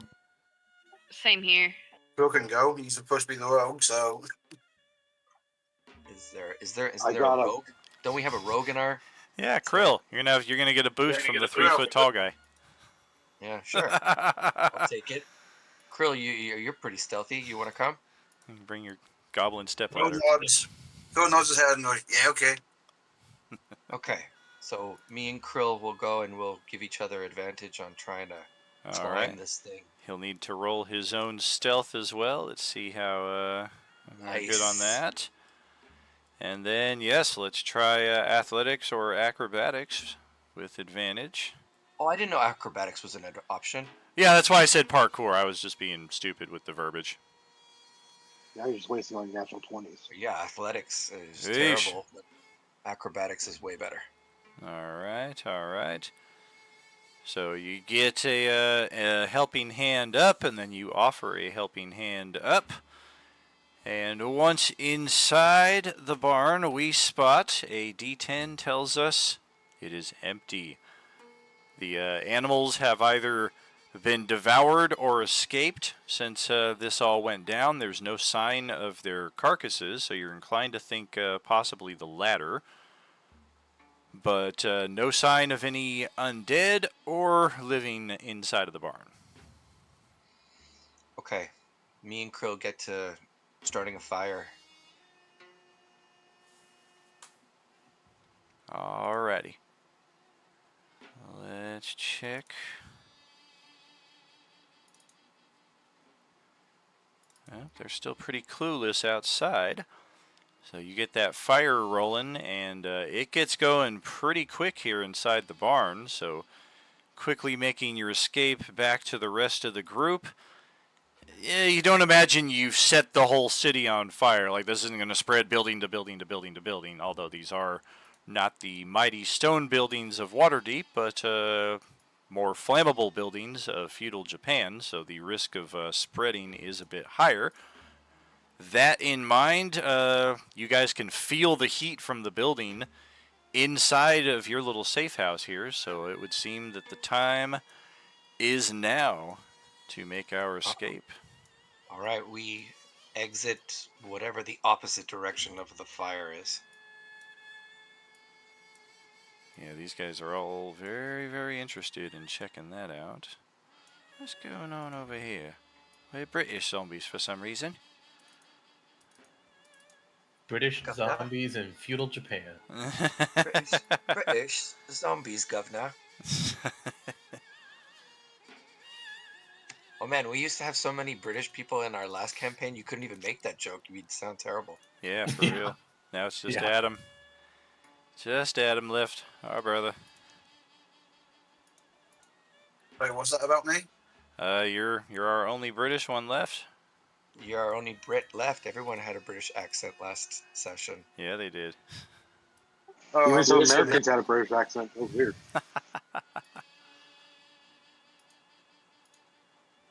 Yeah, they're all American. They've just been faking the British accent for a year. Emma might Just come doing back it though. really well. Yeah, hopefully Emma comes back sooner than later, and or Sarah Nicole.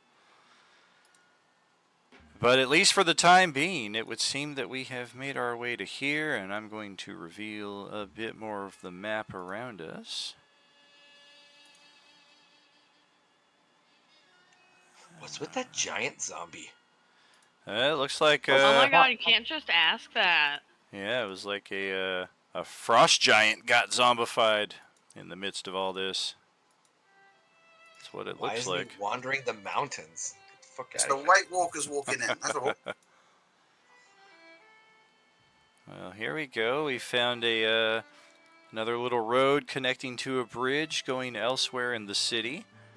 And those survival checks that we made earlier tell us that the way out of the city, if we are to get out the same way we came in, is roughly in this direction.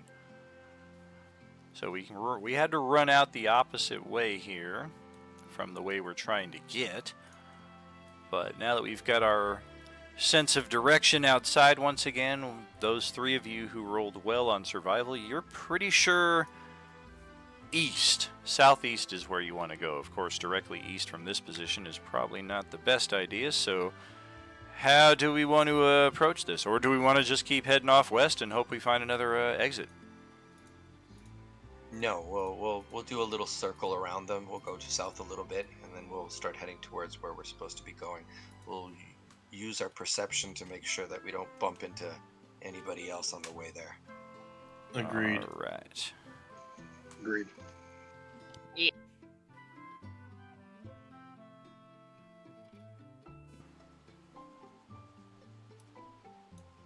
Alrighty. Bit more reveal.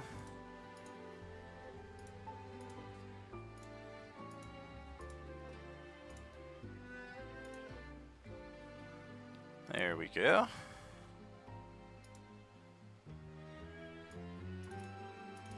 Definitely not to Okay. scale. This is considerably further than 20 feet. Almost a mile down the city street after your last encounter with these zombies. We will Get them off the board now.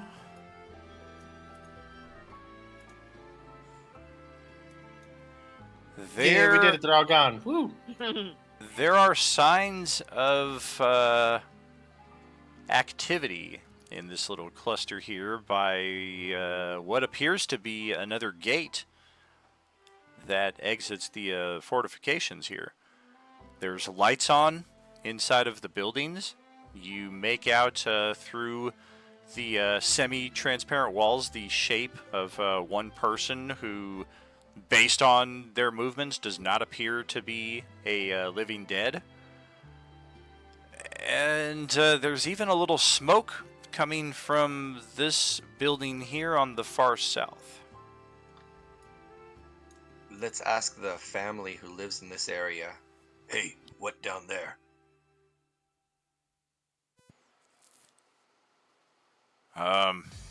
Not sure. Those, it's not the same part of the city we're used to. It's like it's not even Waterdeep anymore.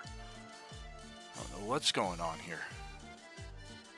Would Elark know kind of roughly where his cousin was? More towards the central sections of the city. Right now we're in one of the southern districts. So not even on this map, probably one or two districts further away, you would think. Gotcha. Anybody in this group having trouble seeing right now? No. No. No. Carl has 60 feet of dark vision, so... So does Varys. Oh, 60 feet. Okay, gotcha. So Carl's gonna look closer to see if anybody else has. Who's the other person that says they have the dark vision? I have Varys. dark vision. Okay, so I have dark let's vision. group together and Girl has dark vision. let's look and see if this going south more towards these lights and towards the smoke is a good idea or a bad idea. Elaric is going to kind of take point because he has the highest dark vision. Okay. And plus, dim light becomes regular light for me, so on and so forth. Yeah. Okay, so we're really kind of like inspecting the details of these buildings with the lights and the smoke coming out. Daniel, what more details do we do as we walk towards it slowly? Yeah, your best guess would be this is some kind of tap room. This is likely a separate kitchen. And yep, there is a horse in this little stable over here. And you would guess this to possibly be a common room / inn of some type. How in the world are normal people living out here with that horde walking around? Yeah, what about the figure that we saw that didn't look like a zombie? They're still Maybe they inside know of... something. Yeah, they're still hanging out inside of here. It looks like they've taken a seat somewhere inside of there.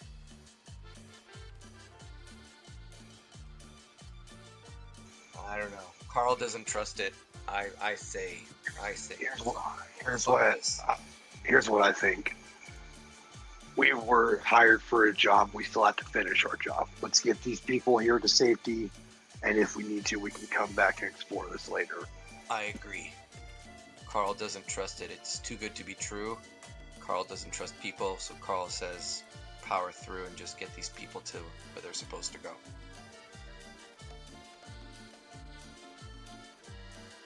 Sounds good. Are we going to try to exit the gates closest to us or go back to the ones that we're more familiar with? I suggest the gates we know. So we don't know what's going on in this area. We could uncover some other problem. Let's go back to the problem we know. Yeah. Yeah. Though, Ulrich is very curious about what's going on here, and he wants to find out. Oh, I don't mind coming back, but let's go to start heading towards the gate that we know, Daniel. This Okie will have to dokie. wait for another session. Let me just put a little note on the map here.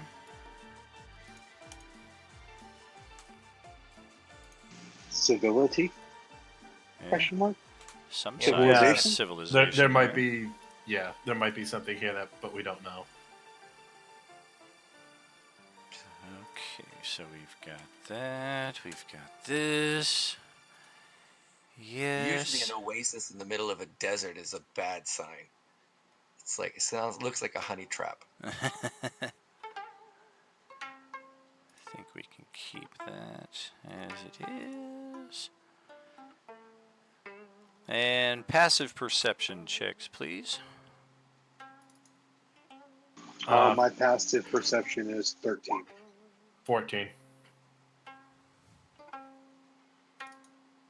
All 17. right. Nice. Well, 13.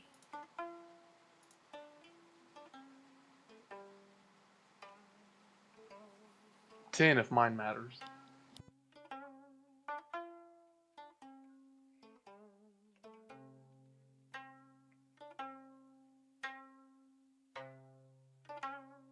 Okay.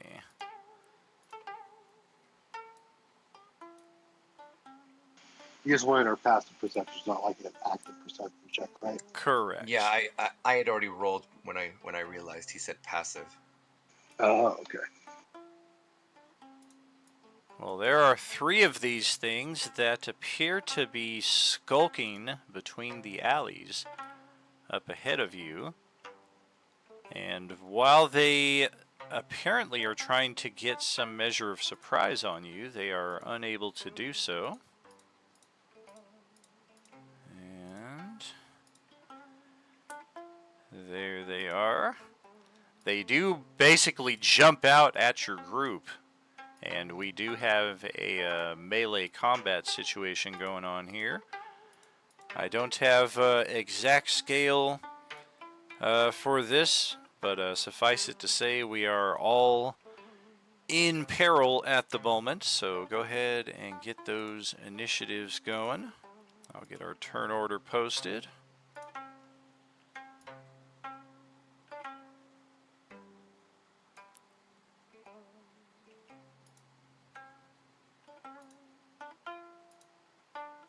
I got a message saying you wanted to send this result of the roll to the turn factor, but no valid token was selected. Yeah, there's no tokens. That's Oh, right. okay. Alright, so we'll have to sort that out here real quick.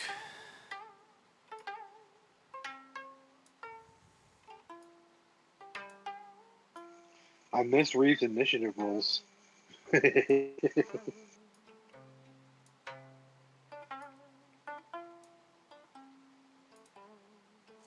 Alright.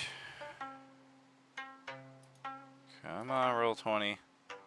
Man, I had such a good roll too. Now I gotta roll again. No, I can add them in manually. Okay. I don't know. I don't think it's fair he's that far ahead of the rest of us. Just rolled well. Alright, so... I mean, it's not like my old character that used to roll 20s all the time or higher. Yeah, but Reeve always had advantage on initiative rolls, so I'd always have like a I decent didn't. chance of getting good one. I was rolling 20s and higher on non-advantage. Yeah, I don't know if any of you were in the last campaign I was in with Indre, the monk, but his initiative rolls were always fun. Yeah, I had a monk. I had And a that's rabbit a lot monk. of the same exact initiative scores. Like, have them do rollies. Roll d20. Whoever gets the higher number gets to go for that person I that believe turn, it's you know? based off of dexterity. If they have the same dex and roll the same number. Right. True. Um, I have a question, This guy. Daniel. Are we playing every other week or every week? every on other Sundays? Sunday. Okay, so we only have one more Sunday in. If we only have one more Sunday in August, then I'm gonna use an inspiration to re-roll my initiative. Okay. Come on, higher than 9. That's better than 9. Yeah, I'm gonna do the same too. Burn them if you got them, right? God damn it. Okay, I'll stick with 9 then. Oops. Yeah. Sorry, Steven.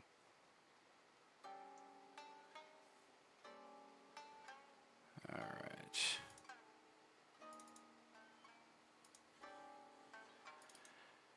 Look at that. I got a natural 20 on my initiative. You didn't need to though. If I wanted to beat Diego, I did. So we've got 1, 2, 3, 4, 5, 6, 7 of you. Who are the lucky targets? Adam, Should only be 6 of us. Johnny, Just kidding. I forgot about the Panda Man. and Dylan. Panda people are people too, you racist. But our Bear folk. koalas. Yes. We're gonna do this. I do want to point out that I do have this on myself. Unfortunately, I do this at the end of our rest, so it's only me for this time around. But I'll get you guys next time around. So I do have a little bit of temp HP. Inspiring leader? All Wow, right. that is fantastic. Well done. Yeah, it's fancy. Adam is getting a bite attack on him. How about that?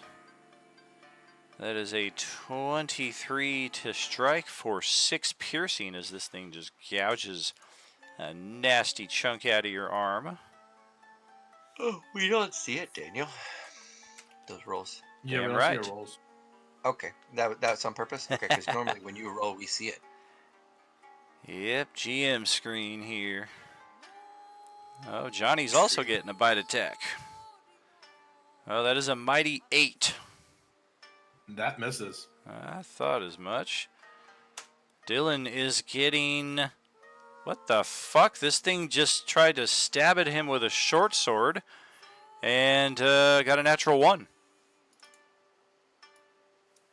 Yeah, I'll show him to try to stab me with the short sword. Yeah, Rude. that did not play out very well. So we will pass it over to Carl for his first turn. All right, I built him to be like a Nova attacker on the first round. So on his first round, he gets this. Good thing that they beat you in the initiative.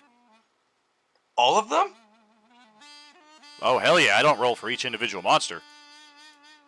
Oh. For each group of monsters, sure. If we had zombies, skeletons, and werewolves, I would roll 1 for each group. But if there's 3 of each type, I'm not rolling 9 initiatives. I've Welcome never to done the that. coalescence.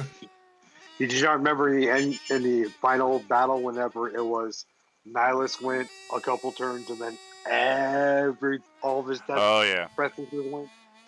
Oh, yeah. Yeah, that's done for expedience on everybody's account. Oh, Yeah, I so thought it he was- went. Yeah, he just went through, did like 3 or 4 attacks, spreading across everybody, seeing what hit, what didn't hit. Correct. Oh, usually when there's just 3 bad guys, I assumed one of them I could beat. So every time we fight, if there's 3 guys, I have to beat the one initiative rather than if there's 3 guys, can't I beat one of them? I only roll 1 initiative for all of them. So if you beat the initiative I roll, you beat all of them. But if I beat your initiative, all of them beat you. Oh, that sucks. Because then I don't have more opportunities to at least beat one guy. That sucks. Okay. All right. That's disappointing. Okay, so then I will pull out my rapier and attack the guy that I have like flanking with Krill, I guess. Okay.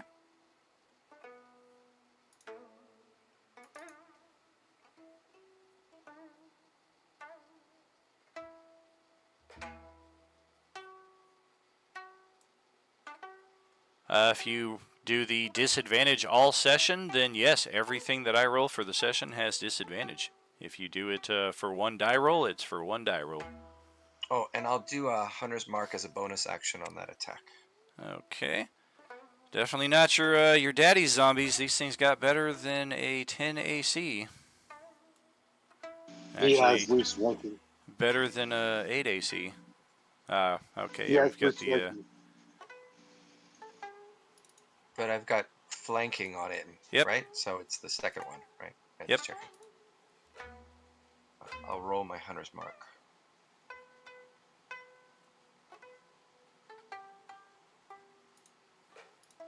Okay.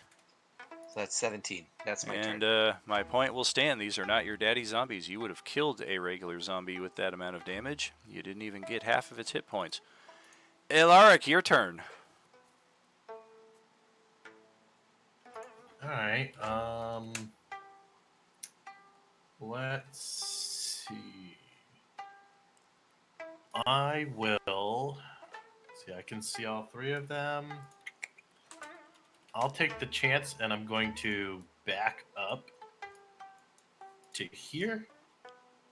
Are you disengaging? One of them had you in melee. I'm gonna take the chance. Okay. It is going to scratch at you. A 17 to hit. Misses. Okay. And as an action, I'm gonna cast Bane.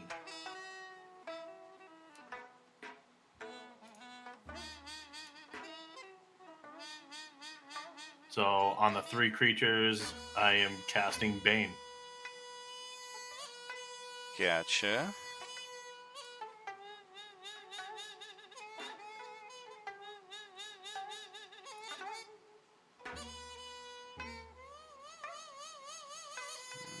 Okay. This is something I'm going to be paying a lot more attention to with our higher armor class characters, especially because the higher AC typically comes as a result of one hand holding a shield, which means you have one hand left to do all of your fighting and your magic stuff with. Yeah, I wasn't wielding my Warhammer. Exactly. Just stuff that I'm going to need to be aware of, because sometimes we get a little crazy with that. I have a shield, but I cast shield, and I'm also wielding a rapier. Wait a fucking second. Where did you have a free hand to cast a shield spell then? He's a warcaster. Yeah. Yeah, they're not all of them. All right, charisma saving throws. Their strong suit. Two of them failed. One of them made it. Perfect.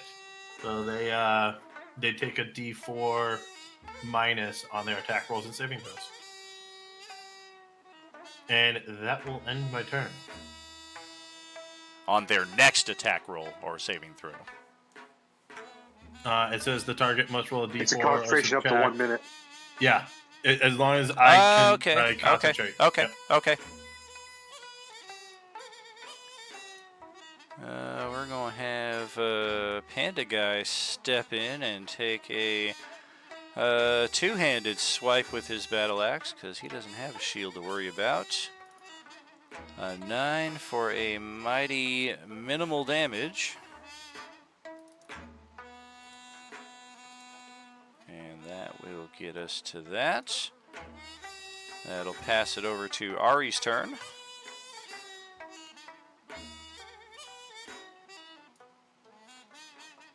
Sweet. For my bonus action, do I have to use that at the end of my turn, or can I use that for my main action?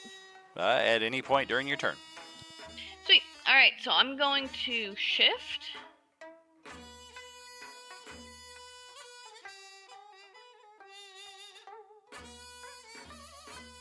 And then I'm going to attack the zombie north of me.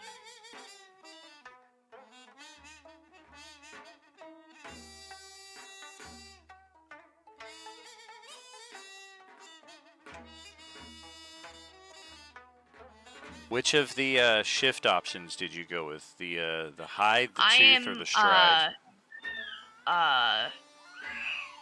Oh, dang it. Okay, let me double. What am I? Beast hide. Gotcha. So some extra AC, a little bit extra armor class, HP. That attack will land. Full damage. Got it.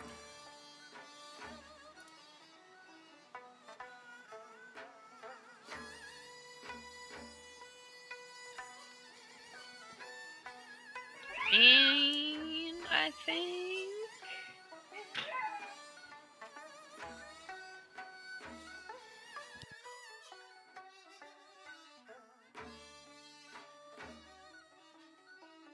I think that'll end my turn.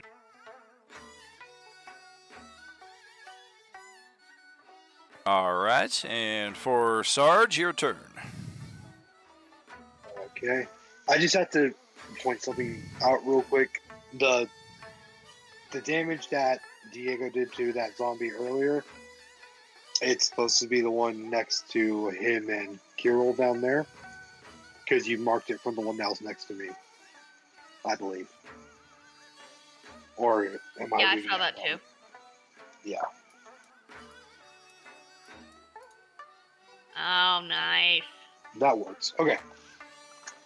So I was just playing fair because he said he was using the flank advantage. Sure. So well,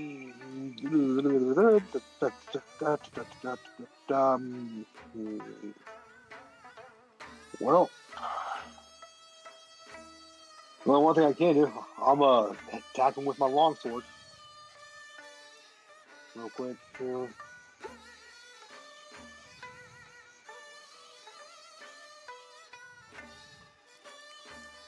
Fucking A, that'll land.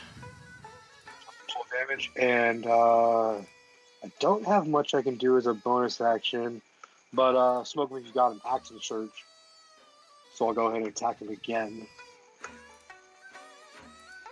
And on this time, I will use the booming blade. So if my attack roll hits and it moves 5 feet voluntarily into the next turn, it'll Okay. take 1d8 thunder damage. So let's see if I hit real quick. Oh yeah. Wow. Nice roll.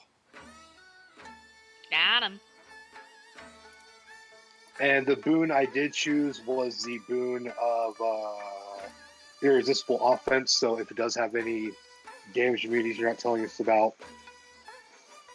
All good. Yeah, these are pretty standard on the defensive side. AC 14 and a lot more hit points than any zombie should rightfully have. Okay, and that will end my turn. Okay, that's over to Alexander then. Seeing our little guy get a little bit beat up, can I reach this zombie right here? Yes. Cool. I will take a swat at him. I assume not with advantage, not with the flanking. Yes, you would have flank. Perfect. It's all very abstract as far as the scale here right now. That's what threw me off when the flank came up earlier. I was like, oh, we're just kind of narratively saying that we have flank. I was not noticing the positioning on the map. Thank God for the flank. Yep. Likewise, we like to keep the roll auto damage just as a time saver. Just a little bit of bonkage. Get that. Yeah, a little bit. Then I will hold on. Is that a as an action? Never mind. Okay. And I will. I think that's it. I think that's the only thing I can do as a level 1 paladin. So I will go and pass turn. All right. And Krill, that is over to your turn. There's one thing I forgot to mention with Varus. Sorry. I have this. So would that mean that there'd be an extra 4 damage on top of the one I was fighting? Yes. I guess so. Okay, that was it. So an extra 4 damage. Okay, sorry about That that. might be something added into the weapon macro itself, so it's not always a manual. Oh yeah, +2. Okay, I'll see if I can edit that myself. Yeah, if that's going to be your usual style of fighting, probably makes sense to just have it frequently active. But Adam, what you got? Quill will use his sneak attack on him and attack with his corpse slaying dagger. All right. Oh, baby! Wow. Whoa! Well, that's pretty freaking awesome. What's the button you have to press that rolls the auto damage, Daniel? What is... It's under your settings. Like in the cog? Yeah, so if you click the little cog next to spells, it should say auto damage roll, and then it'll say auto roll damage and crit. You just turn that on. All right. Refresh my memory. Where did this magic item originate? I used my Bazaar Bucks. He used his best Starbucks. With this character, right? Yes. Okay. It was not allowed to attack with different weapons, fine. Say again? So it was not allowed now to attack with a different one. No, it's totally fine. I'm just there are way more magic items at this level than I was aware of. Let's get the damage though.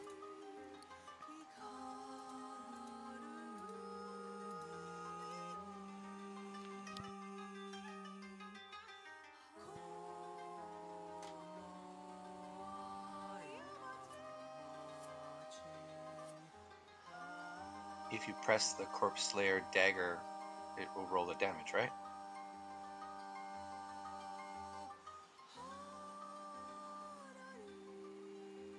Okay. Got it. Okay. What about the extra 3-1d8, is there? I guess that's not built into the weapon, huh? Okay.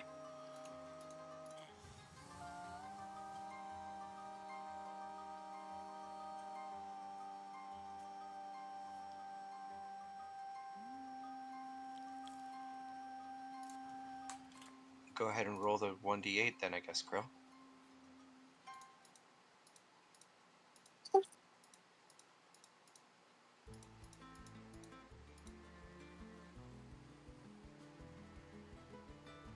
Okay. 3 damage. Alrighty. That's a great dagger. Especially for... It's also, I mean, yeah. Let's knock out this final bit here with expedience. We need another D4 and another D6 because it did not calculate the fact that you critted into that damage. Alright, yeah. And by that same factor, I guess another D8. So 4, 6, 8. Who do we appreciate? All right.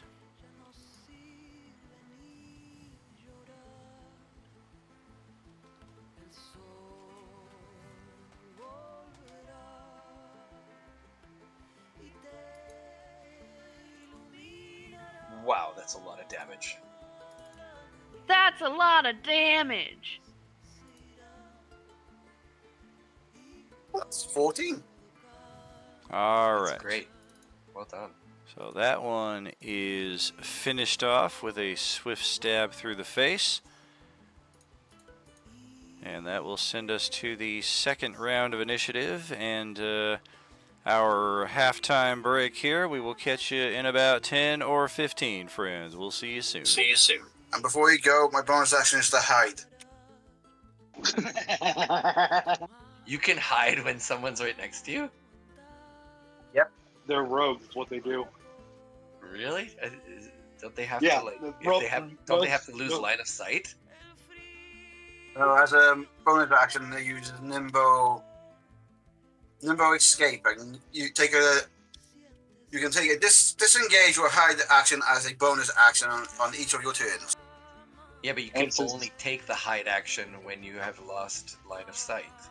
Yeah, but look at how many people are around him. He can use us as a It cover doesn't for say that to on do it though. a high check. No, it The doesn't one, have to say. the one It beside him is says, also it dead. says it on under the hide action.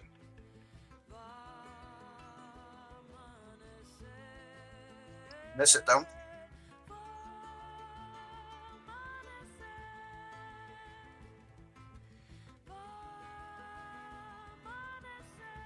Like, you can't hide if someone's like standing right in front of you, looking at you.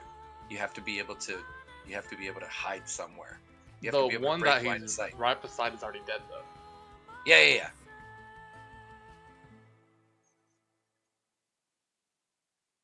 Yeah, but what I'm saying is that you can use most of the people around as allies, since he's a goblin. Their goblins are small, and hide behind them, breaking line of sight Yeah. if needed. Oh, yeah. If he hides behind something, behind someone, then yeah, he can totally hide.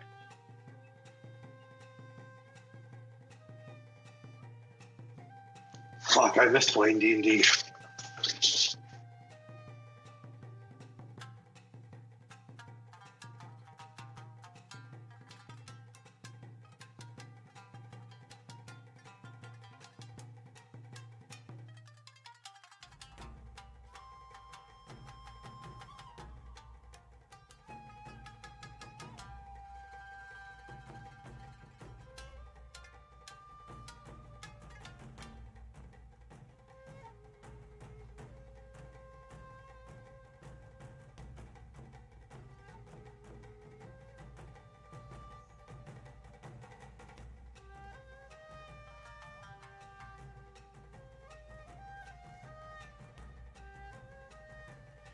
I'm So I obsessed with find this panda guy.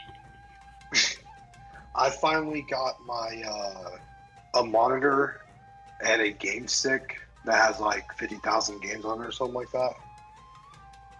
So now I'm on the road. I can play some video games, and when I'm stuck somewhere that's not my house, I can play video games instead of just relying purely on my phone to entertain me while I'm doing my 34-hour resets in a big.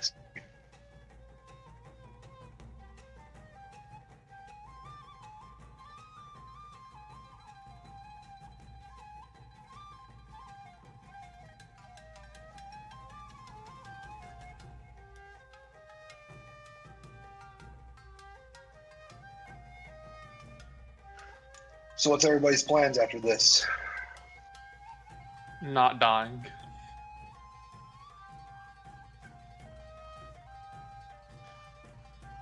Well, I'm heading into town to go stop by Walmart and stop by the Italian restaurant in town and pick up some actual pizza because my niece told me that her favorite pizza in the whole world is Little Caesars.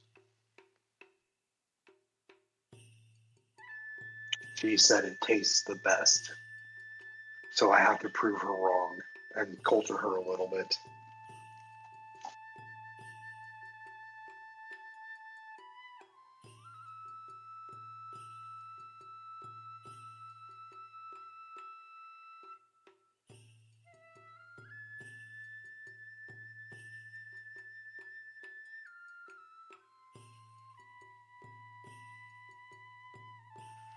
I was going to go watch Deadpool and Wolverine, but I still have a lot of cleaning left to do on my semi.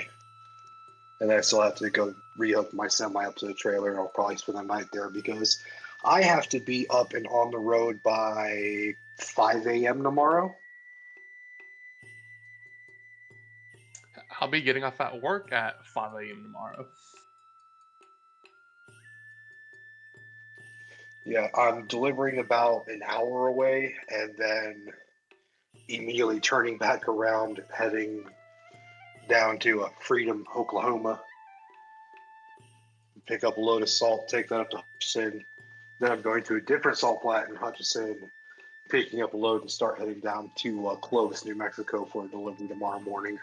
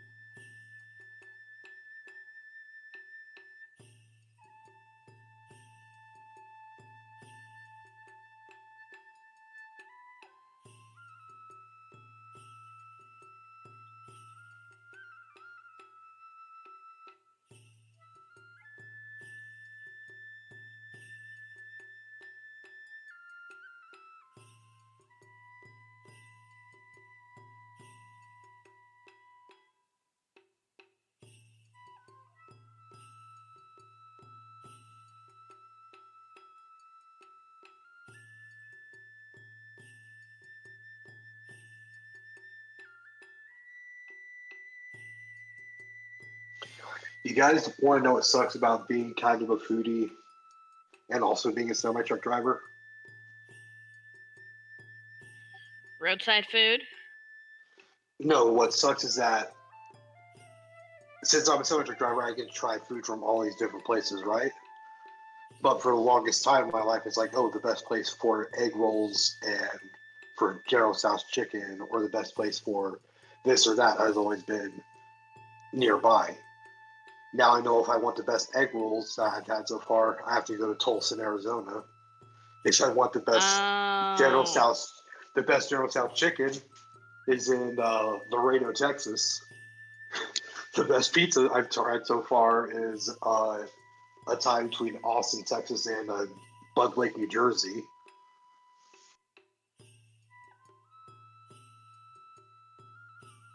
So it's like, oh, I get to discover more food, but I'm realizing by the time I get home, I'm like, oh, I really wish I could have some Tulsan egg rolls right now. Well, I guess I'll just settle for these ones.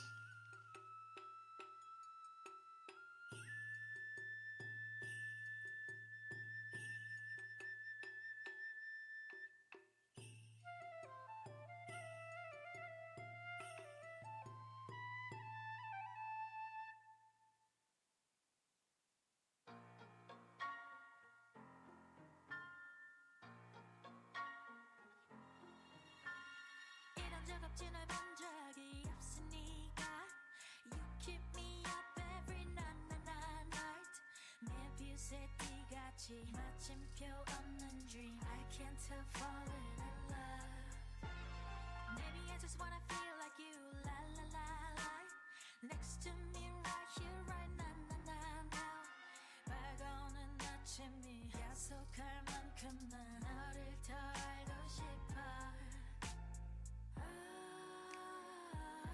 I wanna dive into your arms Nowhere to hide Just like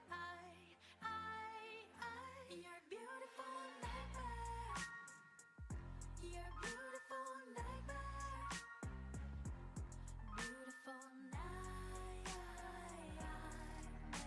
And I want to stay there with you 돌이킬 수도 없을 만큼만 달콤한 고통은 더더더 손 내밀면 닿을 듯 한 줌의 신기루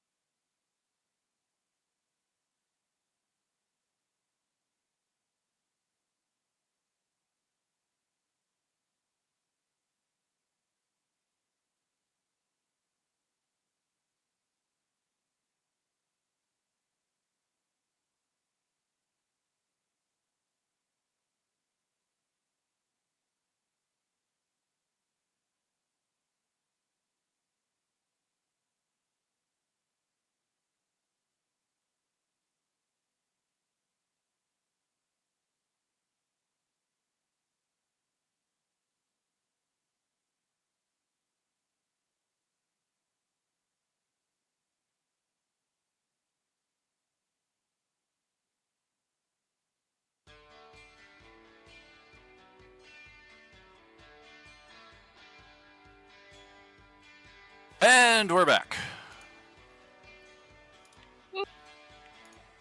Woohoo! Yeah. All right, so major adjustment here on the Beskar Bucks side of things. Lack of foresight on my behalf, entirely owned on my side.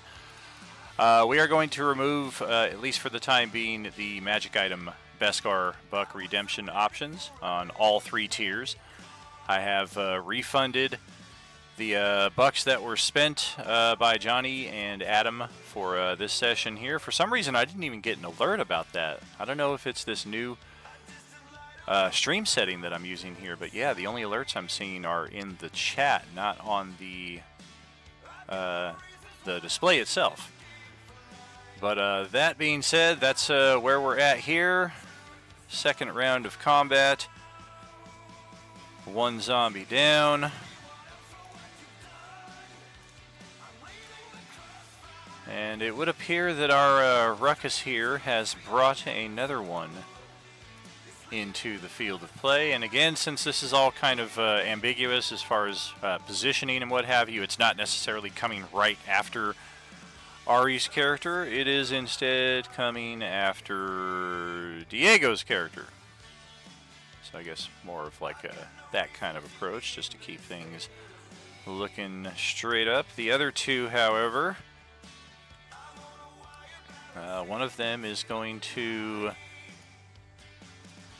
follow through on an attack here against Alexander. And the final one is going after our NPC. So we'll scoot in just a little bit right here. One going after Diego is basically just going to kind of tackle you, not necessarily to knock you prone or anything. It's just basically pummeling you. And dear God, a natural 20 for a total of 7 bludgeoning damage. Which one of those was baned? Let's see. That's right, I was starting to mark the condition.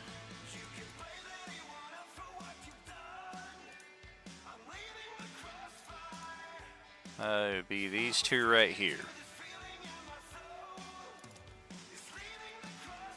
Alright, second one is approaching Dylan. Again, trying to use that short sword.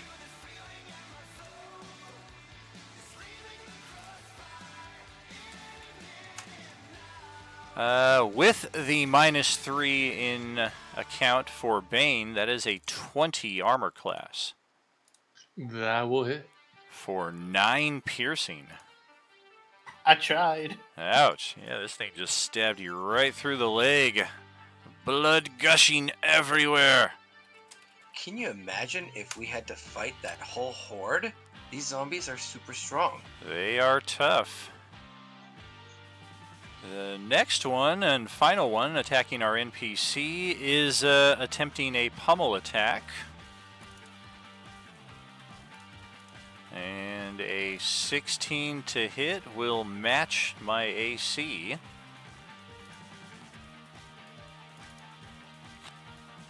Oh, that's right, I didn't link all of his stuff. Let's at least get his hit point bar there. And then we are down 5, so ouch! Yeah, this guy's also level 1, so he's not appreciating that.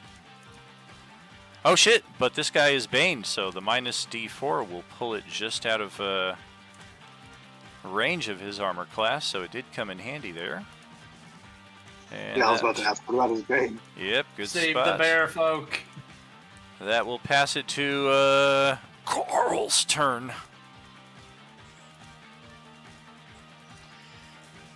All right.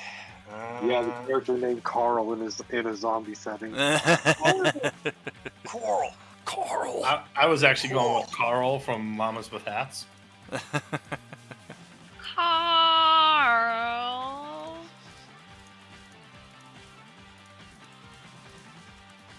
Okay, Carl's gonna move his hunter's mark onto.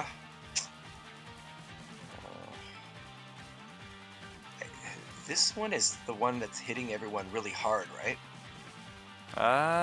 This The one one with is the the one sword? that just natural 20 you. This one Okay. just missed its attack.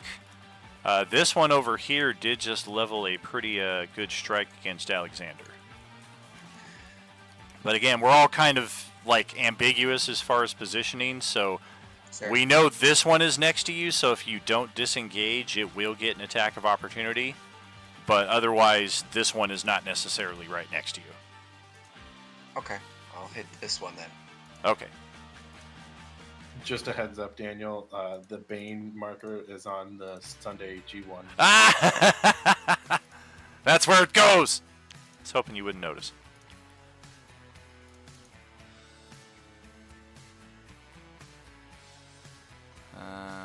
Okay. I don't know what the +3 is for.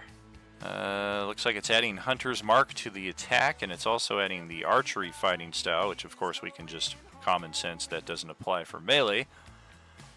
But Hunter's Mark should be going for damage, not attack, I thought. Yeah, Hunter Mark works with damage. Yeah. AC is 14, however, so a 13 is going to miss. Unless you want You to burn wanna spend another it. inspo. Or just a hero point to get the 14. Sure. To get it. Either way. Either way. You have 10 hero points and 7 inspirations left, or 6 inspirations. I mean, 6. I'll do a hero point. all right. So I we think will. I've got a D8. Oh yeah, you need a 1 or better. Hey, you made it. Hey, congratulations. All right, damage applied. In true zombie fashion, they really just do not register anything you're doing to them aside to turn their attention towards you and possibly give you their next attack. I don't think it did. It do the hunter's mark damage? I don't think it just. I did get Oh. the hunter's mark towards the. Yeah, I'll just towards take. the roll. Yeah, I'll just put the 1 extra on the damage instead of on the attack there, like it should have been.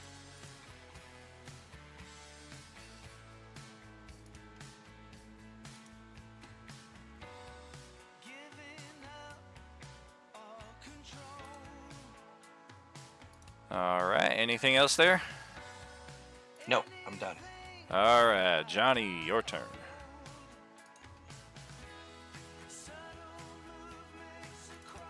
I am going to Sacred Flame the one above Alexander.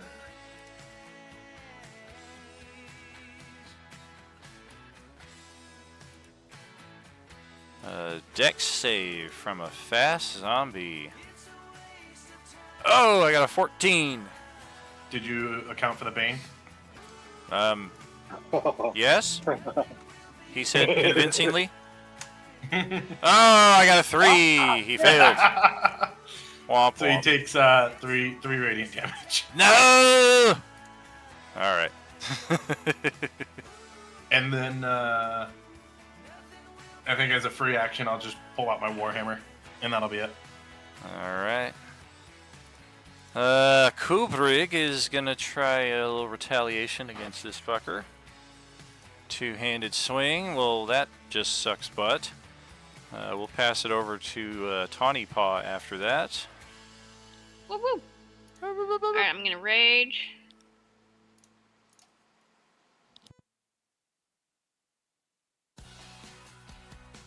And then I'm going to attack the zombie south of me.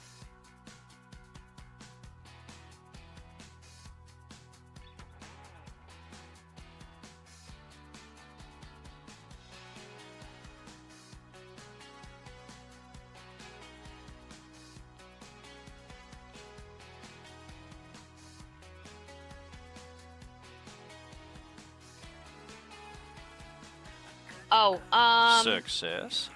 I need to add my rage damage to that. What is that? 2 at this level? I believe so. Gotcha. Yeah, it's still at the 1 point. Alright.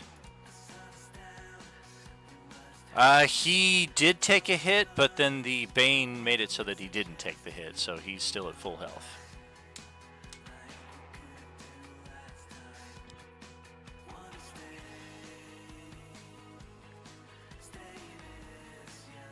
right. And Varys, up to you. All right. Well, I'm gonna start hitting the one that I was working on before. So, attack with my longsword.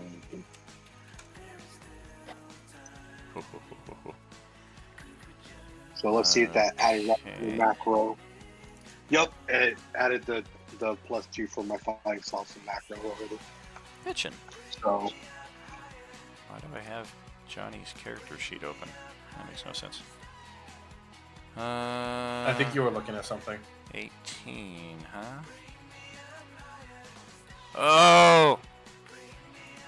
Undead Fortitude.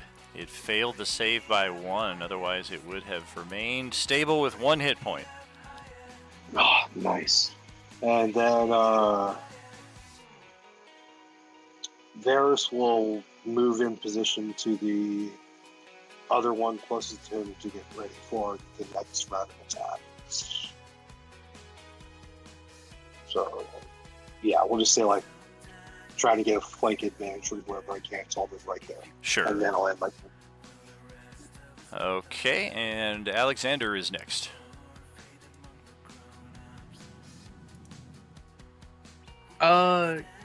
Does Krill use daggers, or do I see some sort of like range weapon on him? Who can use daggers, rapiers, or short bow. Okay. If that is the case, I'm going to put a hand on my chest, and I'm going to heal myself with lay on hands before moving up to support the others. I'm gonna use all 5 points I've got. All right. Big money. That puts Krill's turn next. So just moves down 1 to attack with his short bow. Kind of disappointed in Diego's character here, I gotta be honest. He has elf and human as favorite foe, but he's only attacking zombies. I call bullshit. They haven't done anything to me yet. That's irrelevant. Is it this one or this one? The bottom one you did. The bottom. Man, what's up with that sneak attack damage?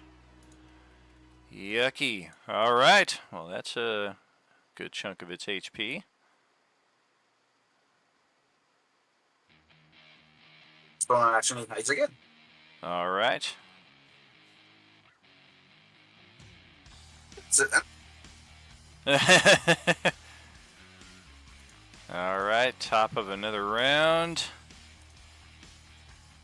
And another zombie coming out of the woodworks over here on the western side. Its target. Oh! Yeah, what about elf zombies and human zombies? Does that still count? Yeah, at that point, do you have to have elf and undead, or is it only half as effective? Or yeah, what's the raw on that? The other 2 zombies are. Oh, we're gonna stick with Kubrig and Alexander. Can I change favorite foe to oranges? Oranges. Only bananas at this level. Oh. Alright, so we're gonna start with Ari. It's gonna be a bite attack. Ouch! I'll bite it back.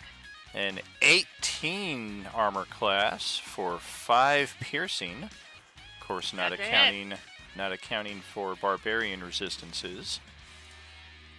You should take only 2 do we of round that. up or round down? It's always round down. The second Sweet. one against Kubrig is going for another pummel attack.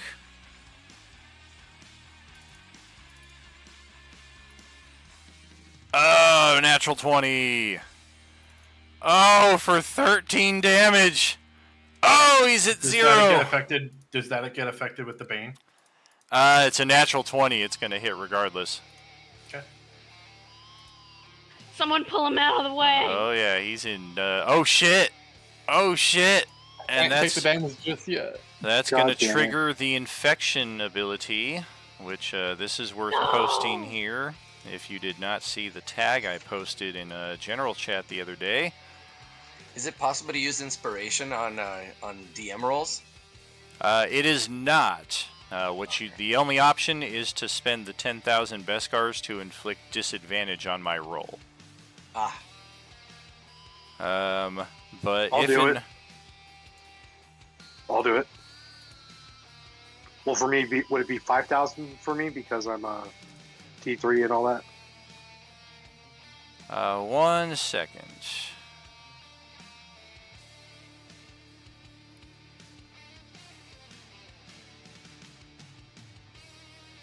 Y'all think if I bit a zombie, I would be at risk of getting the infection? Yes. You can spend it. I will do a reroll here, however. Okay, so it's only 5,000 for me though. That is correct. And I will use the lesser of the two rolls here. How do you get the 5,000 Beskars back? He just he buys something else of a lesser value, like a 3,000 and a 2,000 or a bunch of 400s for the appropriate value. That's how you do it. Yeah, okay, I was curious. Yeah, it kind of comes out weird, but as long as the math adds up, it's fine. Okay, got it. All right. Oh, I'm just gonna use my part of my 10K Beskar coupon I have. So I okay. have 5K left on that. So now you got 5.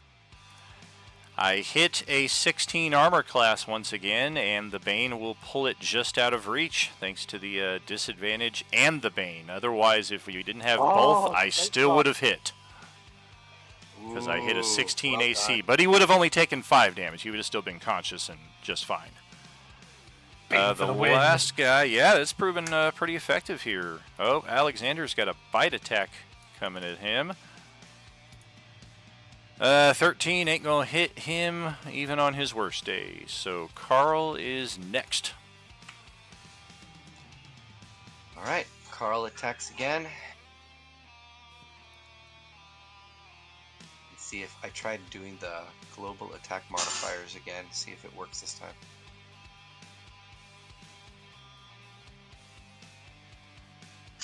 Fuck, still doesn't work. Well, 24 will certainly land. And the Hunter's Mark damage is enough to drop it to 0, so let's see if it is Fortitude or not. 15 damage plus 5 sets the DC at 20. I got a 22 on my con save. It stays with 1 hit point. Thanks to the Undead Fortitude, otherwise you would have killed it. Does that include the Hunter's Mark damage from it? It does. I was actually taking the 4 that it rolled for the attack there, and then he rolled again and also got a 4. So either way, the DC is 5 plus the damage taken. So I took 15 plus 5, DC's 20. The only way I know to make sure they don't come back from Undead Fortitude, is that you have to defeat them with radiant damage. Or crit. And the Undead Fortitude. Yeah, or crit. Then Correct. It doesn't pop at all. Yeah, radiant So damage or crit bypasses entirely. Is Hunter's Mark radiant damage? I don't know what Hunter's Mark is. It's the damage that you're already dealing. It's just extra. Okay, I know. I was just trying to rule Sure. something here. All right. So, Johnny, your turn. So I'm going to move next to Kubrick. And then the one above him, I'm going to use my Warhammer. All right. I guess technically that guy would be right here, but even still. Well, that'll hit, but he kind of looks at you and inexplicably speaks. Where's the damage? It's below you. And that will end my turn. All right. Kubrick is going to... I think we'll kind of scoot around a little bit, get into some flank. Swipe. Oh, baby. Now we're talking. Solid strike on that central one. Pass it over to Ari's turn. Woo woo. So the zombie below me, it's It's out at 1 hit point. of 1 hit point, but Do it'll what come barbarians back. do. Smash that bitch. But it'll come back. It has a chance to come back, depending on how much damage you do to it. It had a very slim chance to come back against what Diego did to it. I just rolled really good. Okay, sick. All right, so then yeah, I'll attack that guy. AC 14. Oh, it's a miss. Dang. I'll spend an inspiration on her. Gonna burn one of your inspos. Get rid Oh of that yay, 19. Dingo! All right. Let's see what kind of Yay. damage we're looking at. 7. So the DC. And that's plus my. Oh, plus rage, so 9 rage. damage. Okay, so DC is 14. It's got a decent chance to stay up. We will see. I got a 13. Yeah. Fail by Yay. 1. Another So orange cute. is down. All right, that'll be the end of my turn. All right, over to Varys. Okay, Varys is going to go ahead and flash him with a sword. So, okay. And I'm also going to make it a booming blade. So if it moves before the end of my next turn willingly, 5 feet, it'll take a D8 of thunder damage. Bullshit. So let's see if it hit.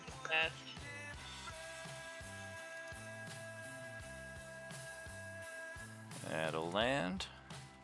I have flanked with somebody, or I'm assuming I do anyway. Sure. So 8 slashing, and it's under the effect of a booming blade right now. All right.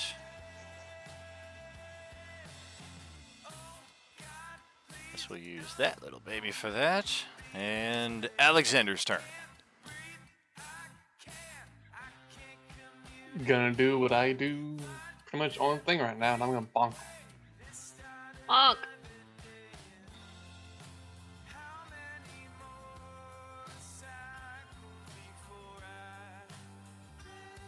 It ain't much, but it's a simple life. Sure.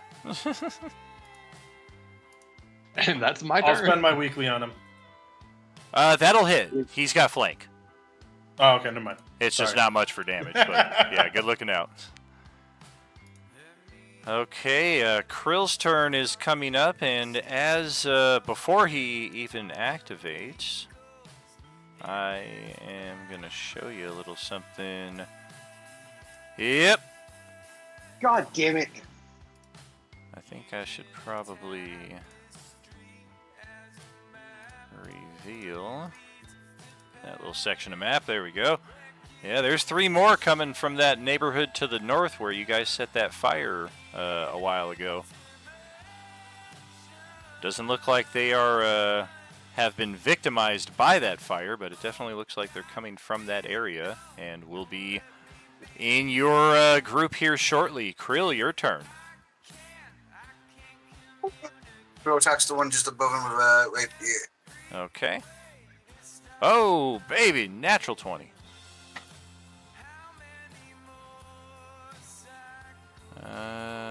Smack that damage one more time. That's just regular damage. There we go. Extra 5, so 17. Okay. Solid. Then bonus action, he hides again. Yeah.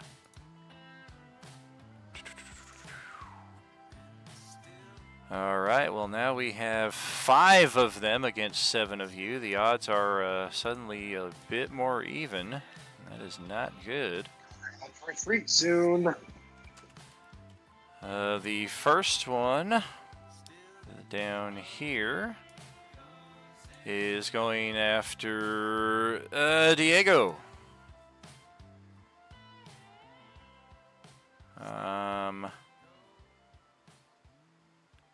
Johnny, what was your last turn? What do you mean? What did you do on your last turn? I smacked the zombie below me for 3 hit For- points, I believe. Okay, so Yeah. you and Krill are both going to get attacks of opportunity. Krill, of course, will spoil his stealth if he chooses to take it. But this thing is established to be between the two of you, so it's leaving and going to Carl, so you guys each get a free attack. With flank. Nice. Sounds Thank good. God for the Nice. flank. Those will both hit.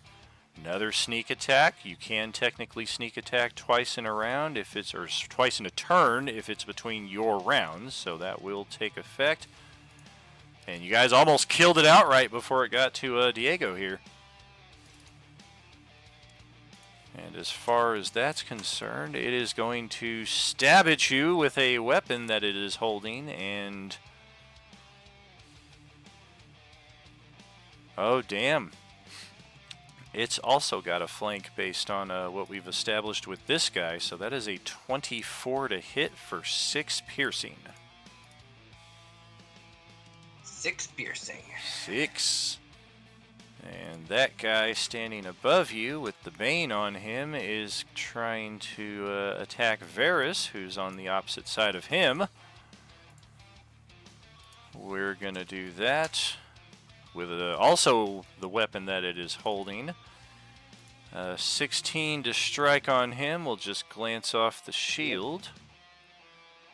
And then we have 3 newcomers. One of them likes Elaric. Another one likes Diego. And Alexander seems to get one every turn. So we're just going to skip on in right here. Establish some new positioning. And against Johnny, it is a bite attack. That's a 12 armor class. No such That luck. misses. The one on Diego is... yeah, these things are loving using their tools. Damn, a 24 to strike for 5 piercing. And the final one on Alexander, also going for a short sword attack. Oh, that's close. A 17 to strike. Almost found the seam. Not today. Not today. Carl, that is your turn. These things are starting to nickel and dime you a little bit more than you're comfortable with. Okay, let's take out somebody. To dinner? Who's the one I have my hunter's mark on now? Can't remember. It's the guy to the south of you that's almost dead. Yeah. or no. that guy, so- No, that guy just came over from the west. I think it's the guy to the north of you. That's also almost Yeah. dead. Okay, so that guy. I'll hit that guy with the hunter's mark still on it.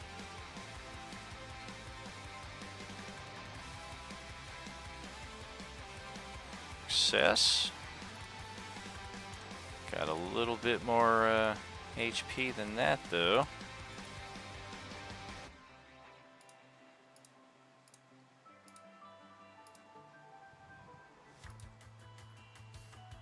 Let's see, do I have any bonus actions? Maybe. Could I hand someone a good berry? I don't know what to do. You definitely could. It would just take, I think, their action to eat it. Or is it a bonus action to eat? I forget what the specifics are for that. I think it's an action just like potions. I think it is, because it's like the world's most delicious, most succulent berry that you just kind of have to roll around in your mouth and make sure you get all the taste buds. You can handle it like potions. and, you know, I choked! I didn't chew it! I have to chew 42 times!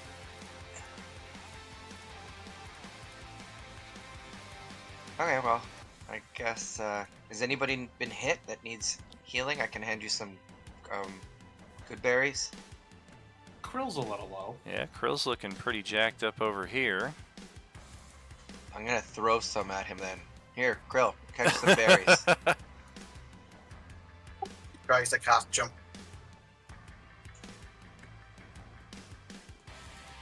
Okay, how many can I chuck him? 5? What do you think? You can roll a dexterity check on Krill's part to see how many he catches. If I move here, do I get an attack of opportunity? This one would, yes. Right. Okay, so then no, I'm not gonna move. Okay, so roll what? Dexterity? Krill needs to roll a dexterity check. You got this, Krill. There you go. You catch them all. All right. In his mouth on the same turn for bonus healing. Mm-hmm. Yeah, he caught him with his mouth. He's chewing right now. Okay, that's my turn. It's like a dog playing fetch. Johnny, your turn.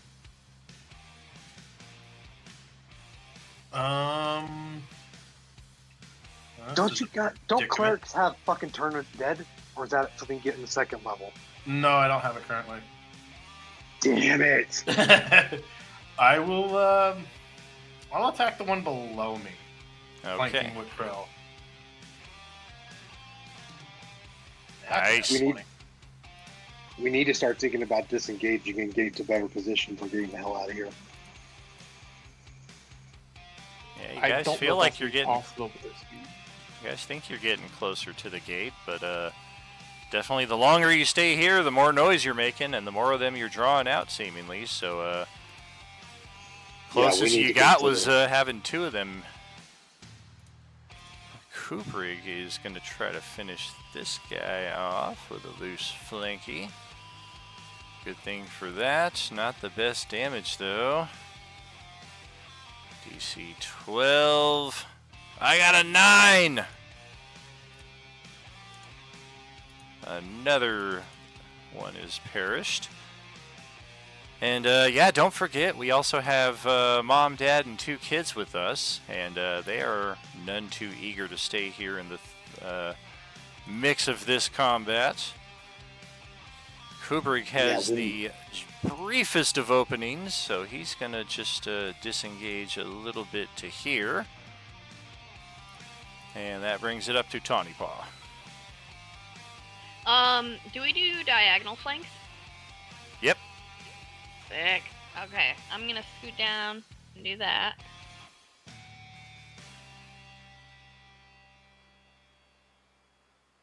And then I'm going to attack the zombie below Carl. Okay. Oh, yeah. +2. Oh, 22 on its fortitude there, so it comes back with 1 hit point.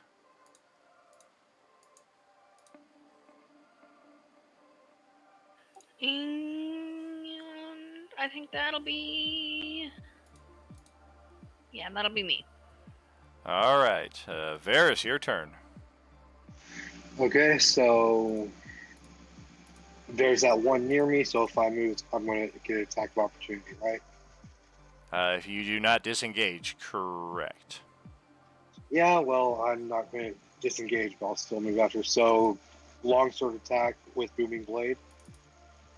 So why don't Okay. you just move down 1 space, Varys, and then you'll have flanking with the one on your left. And then you don't get an opportunity attack. Okay, yeah. So I'll move down, use some of my movement here. Then I'll do my attack with booming blade. Okay. And now I have advantage with the point. Nice. Okay, so 14 slashing. Sure. And also, if he moves 5 feet before the start of my next turn, he'll take 1d8 thunder damage. And I'll start moving towards the other guy taking attack of opportunity, saying we need to start retreating. Oh, geez. 22 to strike for 4 bludgeoning as this thing just kicks at you as you step out of its threatened zone. So I'll say, can I get to right here to end my turn? Sure. Okay. And, Aren't we going down? Are we supposed to go down, Varys? The gate Do is I remember- presumably like over here. Ah, Yeah. I As thought you it guys was more to remember. the south. Okay. All right. Alexander is next then.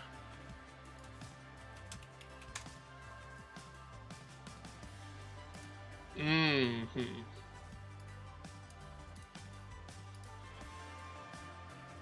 You can disengage and not take any attacks opportunity leaving area. You guys remember? Yeah, I'm just worried if I disengage, that's leaving Alarak left to die here. And Oh, yeah, you're 'cause gonna it's get all- and you're gonna get attacked twice. Not be disengaged. Right, right.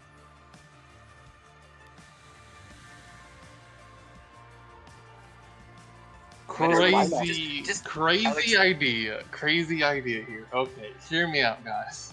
Okay. You're I'm you're going. you're an Oath of Throwing and Black Paladin. Okay, get your way over here.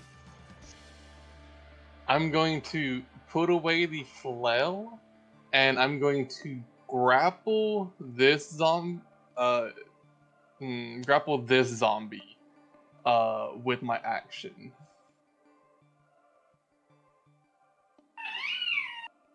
Shouldn't we Well, try that- to kill? Shouldn't we try to kill the one zombie that's beneath Carl first? We have. With only That one hit one- point? Yeah, Mm, it's 1 hit point. The more damage you can do, the more. Or, heck, well, I don't know. Your Sacred Flame. No, because Might. I don't understand what grappling one of the zombies will do. I was gonna grab him and pull him away from you while moving myself towards the exit. Oh, okay. No, don't bring a zombie closer to the family. Family is over there, isn't it? Okay. Plus, it might be able to bite you easier. Yeah. Tough choices. Just trying to make sure everybody can get out of here. I'm losing the idea that Yeah. it might be possible. Sure. I'm gonna go ahead and try to. I don't do damage right now, so I'm gonna leave that 1 hit point to the rogue. I'm going to try and bonk this one. Sounds good.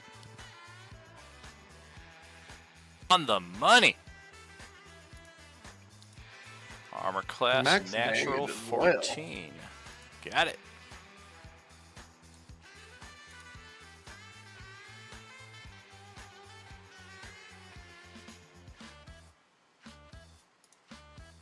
And if that's it, we will pass it to Krill. As a bonus action, uses Nimbo Escape to disengage.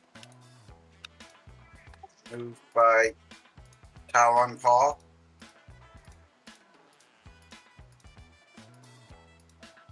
Attacks the zombie there then. Ah! Now they're starting to appear from everywhere. That will land. Yeah, like I said, time to disengage and get the hell out of here. 20 for its con save here. Oh! If it had advantage, it would have made it. You got that one at least, but 3 more just appeared. Northwest, north, and southeast. And yeah, this could get real ugly real quick the longer we stay here. Yeah, we might be able to knock down 1 per round, but for every one we knock down, 2 more take its place. We gotta get out of here. Disengage and dash. Agreed.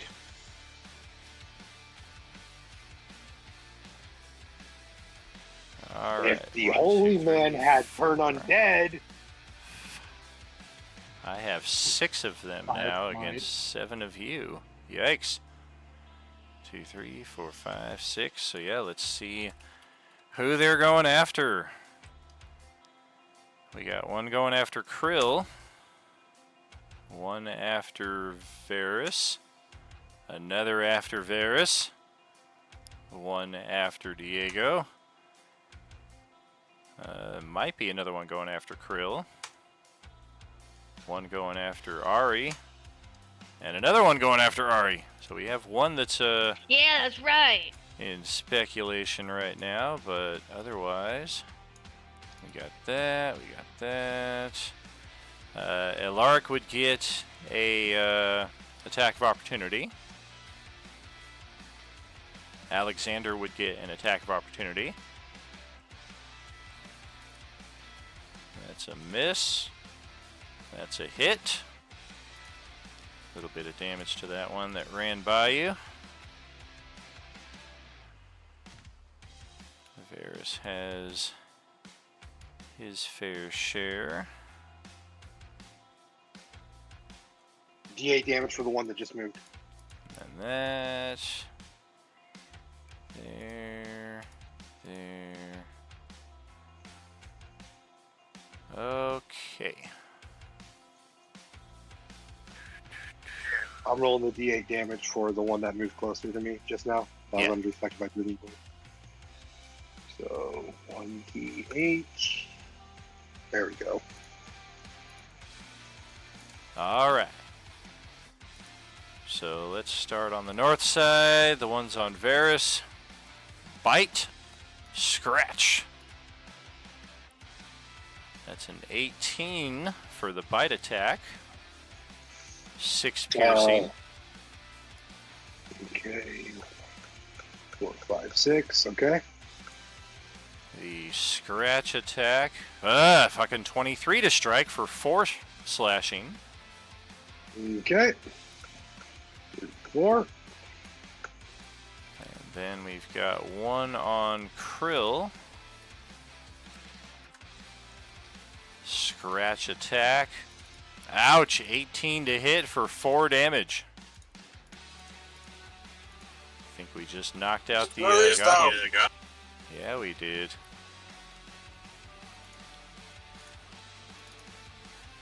That will bring up the potential infection ability now.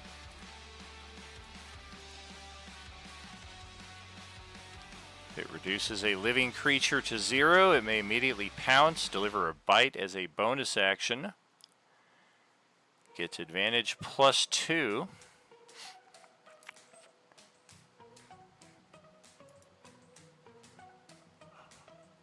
Wow. Lucky. A natural 1 and a 9. So +2 is an 11 to hit Krill's armor class of 14. Even unconscious and prone, I missed. And that is about as lucky as you could hope, because otherwise he would have had to roll that save and either be immediately killed and turned into an orange, or just be in death save mode and also exhausted. And that is why we have a second one that is not going to be attacking Krill. It's going after Kubrick instead. That is going to be this one right here. That will provoke an attack of opportunity from Tawny Paw. And I just roll damage on that? Attack and damage. Okay. Nice. Nice. Rage. Oh. So 14. Got it. Ouch. Thing is questioning whether it should have done that. Attack on Kubrick is going to be a short sword attack, which is a 23 to strike, 4 piercing. It's a third of his hit points.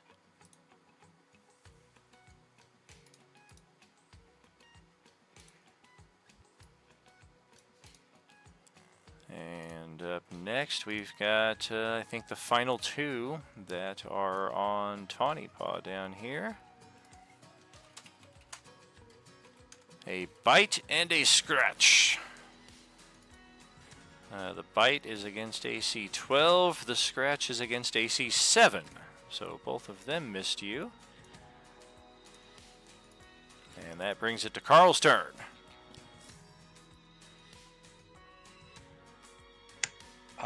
I don't see anyone next to me, so I think I'm just gonna run. All right.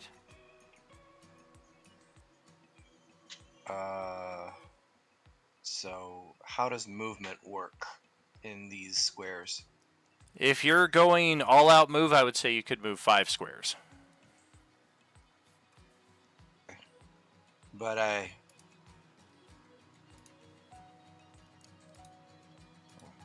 don't think there's a way for me not to pass somebody. Well, there's technically more space between the squares than we actually see. Okay, so all 5 squares. Yeah. When we establish positioning, like I'm next to this person and then they're next to them, then we kind of are using what we're seeing here. But otherwise, like this person right here, you could technically, just skip in between them. And, yep, there's the gate right up ahead. Okay, I'm gonna grab the family and move the 5 squares to try and get them out.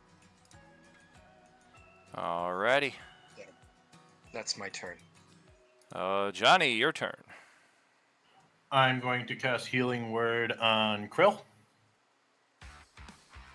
Alrighty. Well done, Johnny. That's 6 healing on Krill, and Left. then that's my bonus action. Way to go. And then for my action, I'm getting out of here. How many Alright. squares would that be? Also 5. Move and then action dash. Yep. And then that's my turn. Alright, well, Kubrick is kind of surrounded here. Gives a nod to the two of you getting the family out of here. We're going to try to clear this field a little bit. Focus on this injured one up there. Well, that's a hit, but not a whole lot of damage. And that's back to Ari's turn.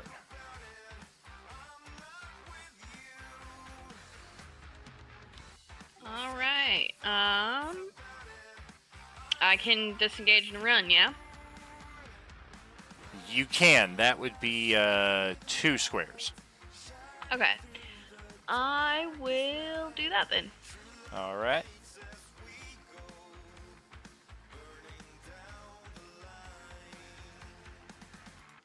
Varys.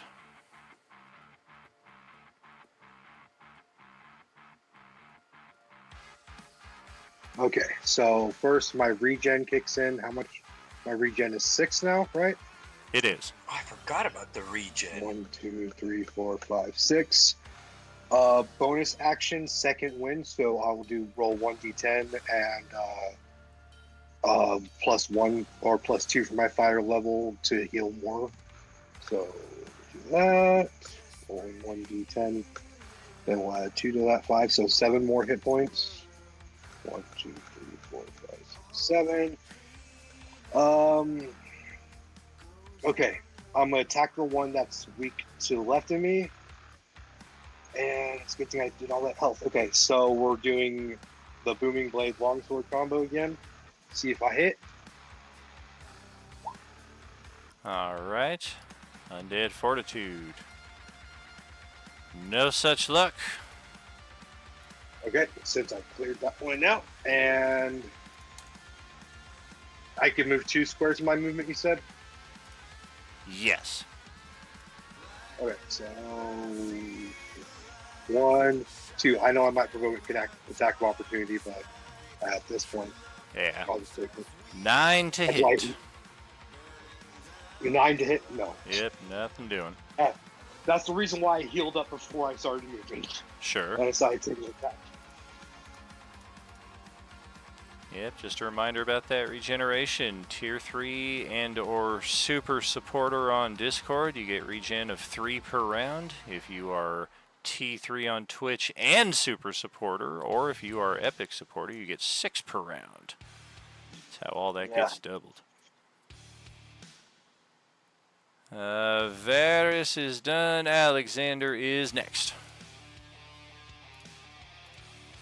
Uh-huh. Run, man.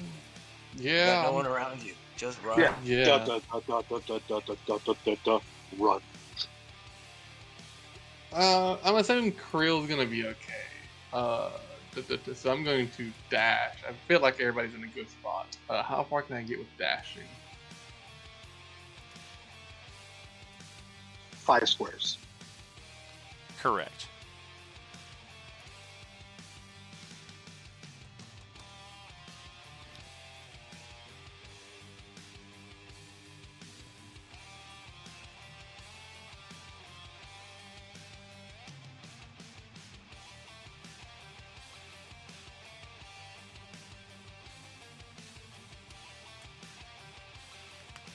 He said too that there's space between the tokens, so you could have probably gone straight through that zombie too. Yeah, you probably go 1 space on top of Alaric by my 5 count. There you go. And that's his dash. Is that all you can do, Krill? You want to go before we hit 1 o'clock? Your turn. Yeah, he uses bonus action to disengage from his nimble escape and then dashes out. All right. Just leapfrogs over Johnny Paw. And then as an action, he eats 4 of those gooseberries. Oh, okay. Nice.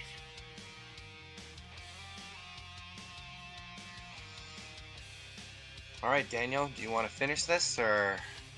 I do believe Quickly? it limits. Yes, a creature can use its action to eat 1 berry, regardless of how big your mouth is. I'm not sure how health does he get. It's 1 HP per berry.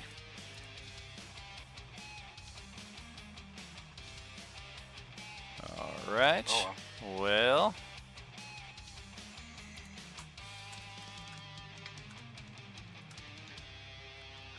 Seems like a nice cliffhanger. unfortunately, the positioning leaves our guy here by himself holding the bag while you guys make your escape. Panda! Can he sustain Boomerang! 5 of them? I don't know. Zombie panda! Pummel, God. pummel, bite, scratch, bite. Pummel is a miss. Pummel is a miss. Bite is a hit. By how much? Ouch. Ah. By Ooh, 5. He's almost dead. Ooh, he's almost dead. Scratch. Natural 20. No. Boomerang, no! That Oh, will man. drop to That's- 0. That will trigger the infection pounce free bite attack, which lands, which will prompt the con save. He made the con save. Wow. So he is down 1 on the death save tracker. And there is still 1 more behind that's going to attempt to take a bite out of him and try to finish him off. And it, thanks to the advantage, that will hit. And because it's a melee attack against a prone opponent, it is considered a crit. So he is dead. No! Boomerang! Oh! Okay. I had fun with the NPC, but that was some bad positioning right there. Our group can see more of the map being revealed here shortly, just outside the gate. Fitting the earlier description, you guys can move out of here, shut the gates behind you, and hopefully these things will be contained in there for the time being as you make your way back to the little village in its own right, just outside the city walls. And before we close our session out here with some out-of-game chatter, we will officially make Sunday G1 the first table to get a level up. You're level 1, you're now level 2. If you're level 2, you're now level 3. You can knock that out right now. You can conclude that at any point over the next 2 weeks. We've got 2 weeks before our next session. So take your time with it. Get it done quickly, whatever works for you, so long as it's done before we kick off the next session. Oh man, that means I choose my subclass. Fuck. Right? Alexander yeah. and Krill got eaten by all the zombies. Ah. Alexander, I think Alexander's praying for the zombies' souls. I get, Alexander, I Get get your ass the, over here. Get your ass over listen. I'm sad about my panda friend. Okay. Dan, is it okay to use Power Bucks for a level up yet? Beskars can be used for a level up. They are. Make sure to check the Beskar Bucks channel that I just put up in Discord. There are some specifications to them because on Twitch it limits how many characters I can use to describe what the reward is. The better description of the reward will be in the Beskar Bucks channel in our Discord. Primarily as it pertains to level ups, you are limited to one level up and one big level up. So regardless of how many Beskars you save up, you will not be able to outpace the rest of the party by 7 or 8 levels like we had during the previous Coalescence campaign. At best, if we make it to the end of this campaign and those of us who have spent nothing, redeemed nothing to get extra levels will be level 12. Those of us who have done the annual and done Beskar redemptions will theoretically be like level 15. So still pretty reasonably balanced overall is the anticipation over the entirety of this campaign. But damn, friends, we are back in a big way. Role-Playing Unlimited here with our D&D Agent Orange hybrid. It was a blast sharing it with you guys, seeing your characters come to life at the first of our new tabletops here. We will be off for the rest of the day and then back tomorrow. Monday gets to kick their campaign off. Tuesday gets to kick their campaign off as well. And from there, we will take it one game at a time. See just how all of this folds into a larger Coalescence story, just like we saw over the last year and a half. I appreciate y'all for being here. Thank you kindly again. And a reminder, as always, there is no RU without you. We'll catch you next time, friends. Have a good one. Thanks, Daniel. See ya. Why is there so many choices for this shit, man? I gotta